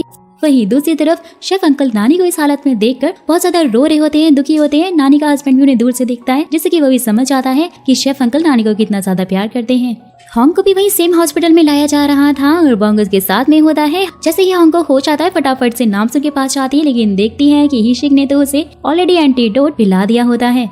लेकिन भाई इस भाग दौड़ के चक्कर में हिशिक बहुत ज्यादा थक जाता है और वहीं पर बेहोश हो जाता है। और यहाँ पर ही जैसे ही हिशिक को मैसेज कर रही होती है तो डायरेक्टर कीमत से देख लेती है और वहाँ से उसे लेकर जा रही होती है, लेकिन तभी हिशिक के साथी वहाँ पर पहुँच जाते हैं और उन दोनों को ही अरेस्ट कर लेते हैं। जैसे ही फिर होंग अपनी मॉम के पास जाती है, उन्हें देखकर बहुत ज्यादा रो रही होती है क्योंकि नानी की तबीयत काफी ज्यादा खराब थी, क्योंकि उन्होंने अपनी पावर का सबसे ज्यादा यूज कर लिया था। जैसे ही होंग बोलते हैं कि मॉम प्लीज सपोर्ट चाहिए, ये सारी गलती मेरी थी, आप जो मांगेगी मैं आपको दूंगी। नानी को तो उसी टाइम पर होश आ जाता है। होंग को बोलते हैं कि अपना प्रॉमिस मत भूलना और होंग भी खुश हो जाती है। हिशिक को वहीं जैसे ही होश आता है, नामसुन का नाम लेता है, लेकिन जैसे ही साइड में देखता है कि नामसुन तो उसके साथ नहीं है, वो तो बहुत ही ज्यादा खुश होकर सीधा उसे हक कर लेता है। और नामसुन भी बोलती है कि आखिर मेरे हीरो ने मुझे बचा ही लिया। तो फिर कहानी में आता है सबसे बड़ा ट्विस्ट, यानी कि रायु का दोस्त बिन बिन, जिसे कि वो बचपन में बहुत ज्यादा प्यार करता था। और यहाँ पर दोस्तों ये पता चलता है कि जब ये लोग वहाँ से भाग गए थे तो पावेल ने इन दोनों को ही अलग कर दिया था और उसके बाद ही पावेल ने बिन बिन को अपनी तरफ मिला लिया। रायु जो कि वांटेड लिस्ट में है और पुलिस इसके पीछे पड़ी हुई है और इसीलिए पावेल ने अब बिन बिन को रायु को मारने का टास्क दिया है। सब कुछ आने के बाद रायु का दिल एक बार फिर से टूट जाता है और वो बिन बिन को बोलता है कि लाइफ में मुझे 3 लोगों ने धोखा दिया। पहले मेरे पेरेंट्स ने, जिन्होंने मुझे बिना कुछ बताए, बिना मेरी गलती के मुझे छोड़ दिया। दूसरा उस लड़की ने जिसको मैंने जान से ज्यादा प्यार किया। और तीसरा मेरा बेस्ट फ्रेंड जो कि मुझे यहाँ पर मारने आया है और पावेल की गुलामी कर रहा है। वेल तो वहाँ पर नामसुन और हिशिक भी पहुंच जाते हैं, जो कि पूरी तरह से ठीक हो चुके थे, अपने साथियों के साथ में होते हैं। और बिन बिन ने भी सायरन सुन लिया होता है और इसलिए वो रायु को नहीं मारता है, बल्कि उसे गन देकर वहाँ से चला जाता है। फिर तो फिर रायु भी समझ आता है कि अब उसके पास बचने का और कोई भी चांस नहीं है और इसलिए जैसे ही सब लोग अंदर आते हैं, उसे अपने आप को सरेंडर करने के लिए बोल रहे होते हैं। रायु तो अपने ऊपर गन तान लेता है और साथ ही बोलता है कि मैं मरूंगा तो शान से मरूंगा। और ये बोलते ही वो तो गोली चला देता है। नामसुन उसे रोकती है बट वो नहीं रुकता है। और दोस्तों यहाँ पर हमारा हैंडसम विलन मर जाता है। ये देखकर नामसुन को भी बहुत दुख होता है, क्योंकि भाई रायु ने अपनी लाइफ में अपने लव वन से इतने ज्यादा धोखे खाए थे कि अब तो उसके अंदर जीने की शायद कोई इच्छा ही नहीं रही। वीडियो में आगे बढ़ने से पहले दोस्तों मेरा आपसे ये सवाल है कि क्या आपको भी मेरी तरह रायु के मरने का दुख हुआ? और अगर हाँ तो मुझे कमेंट्स बॉक्स में कमेंट करके जरूर बताइएगा कि आपको दुख क्यों हुआ।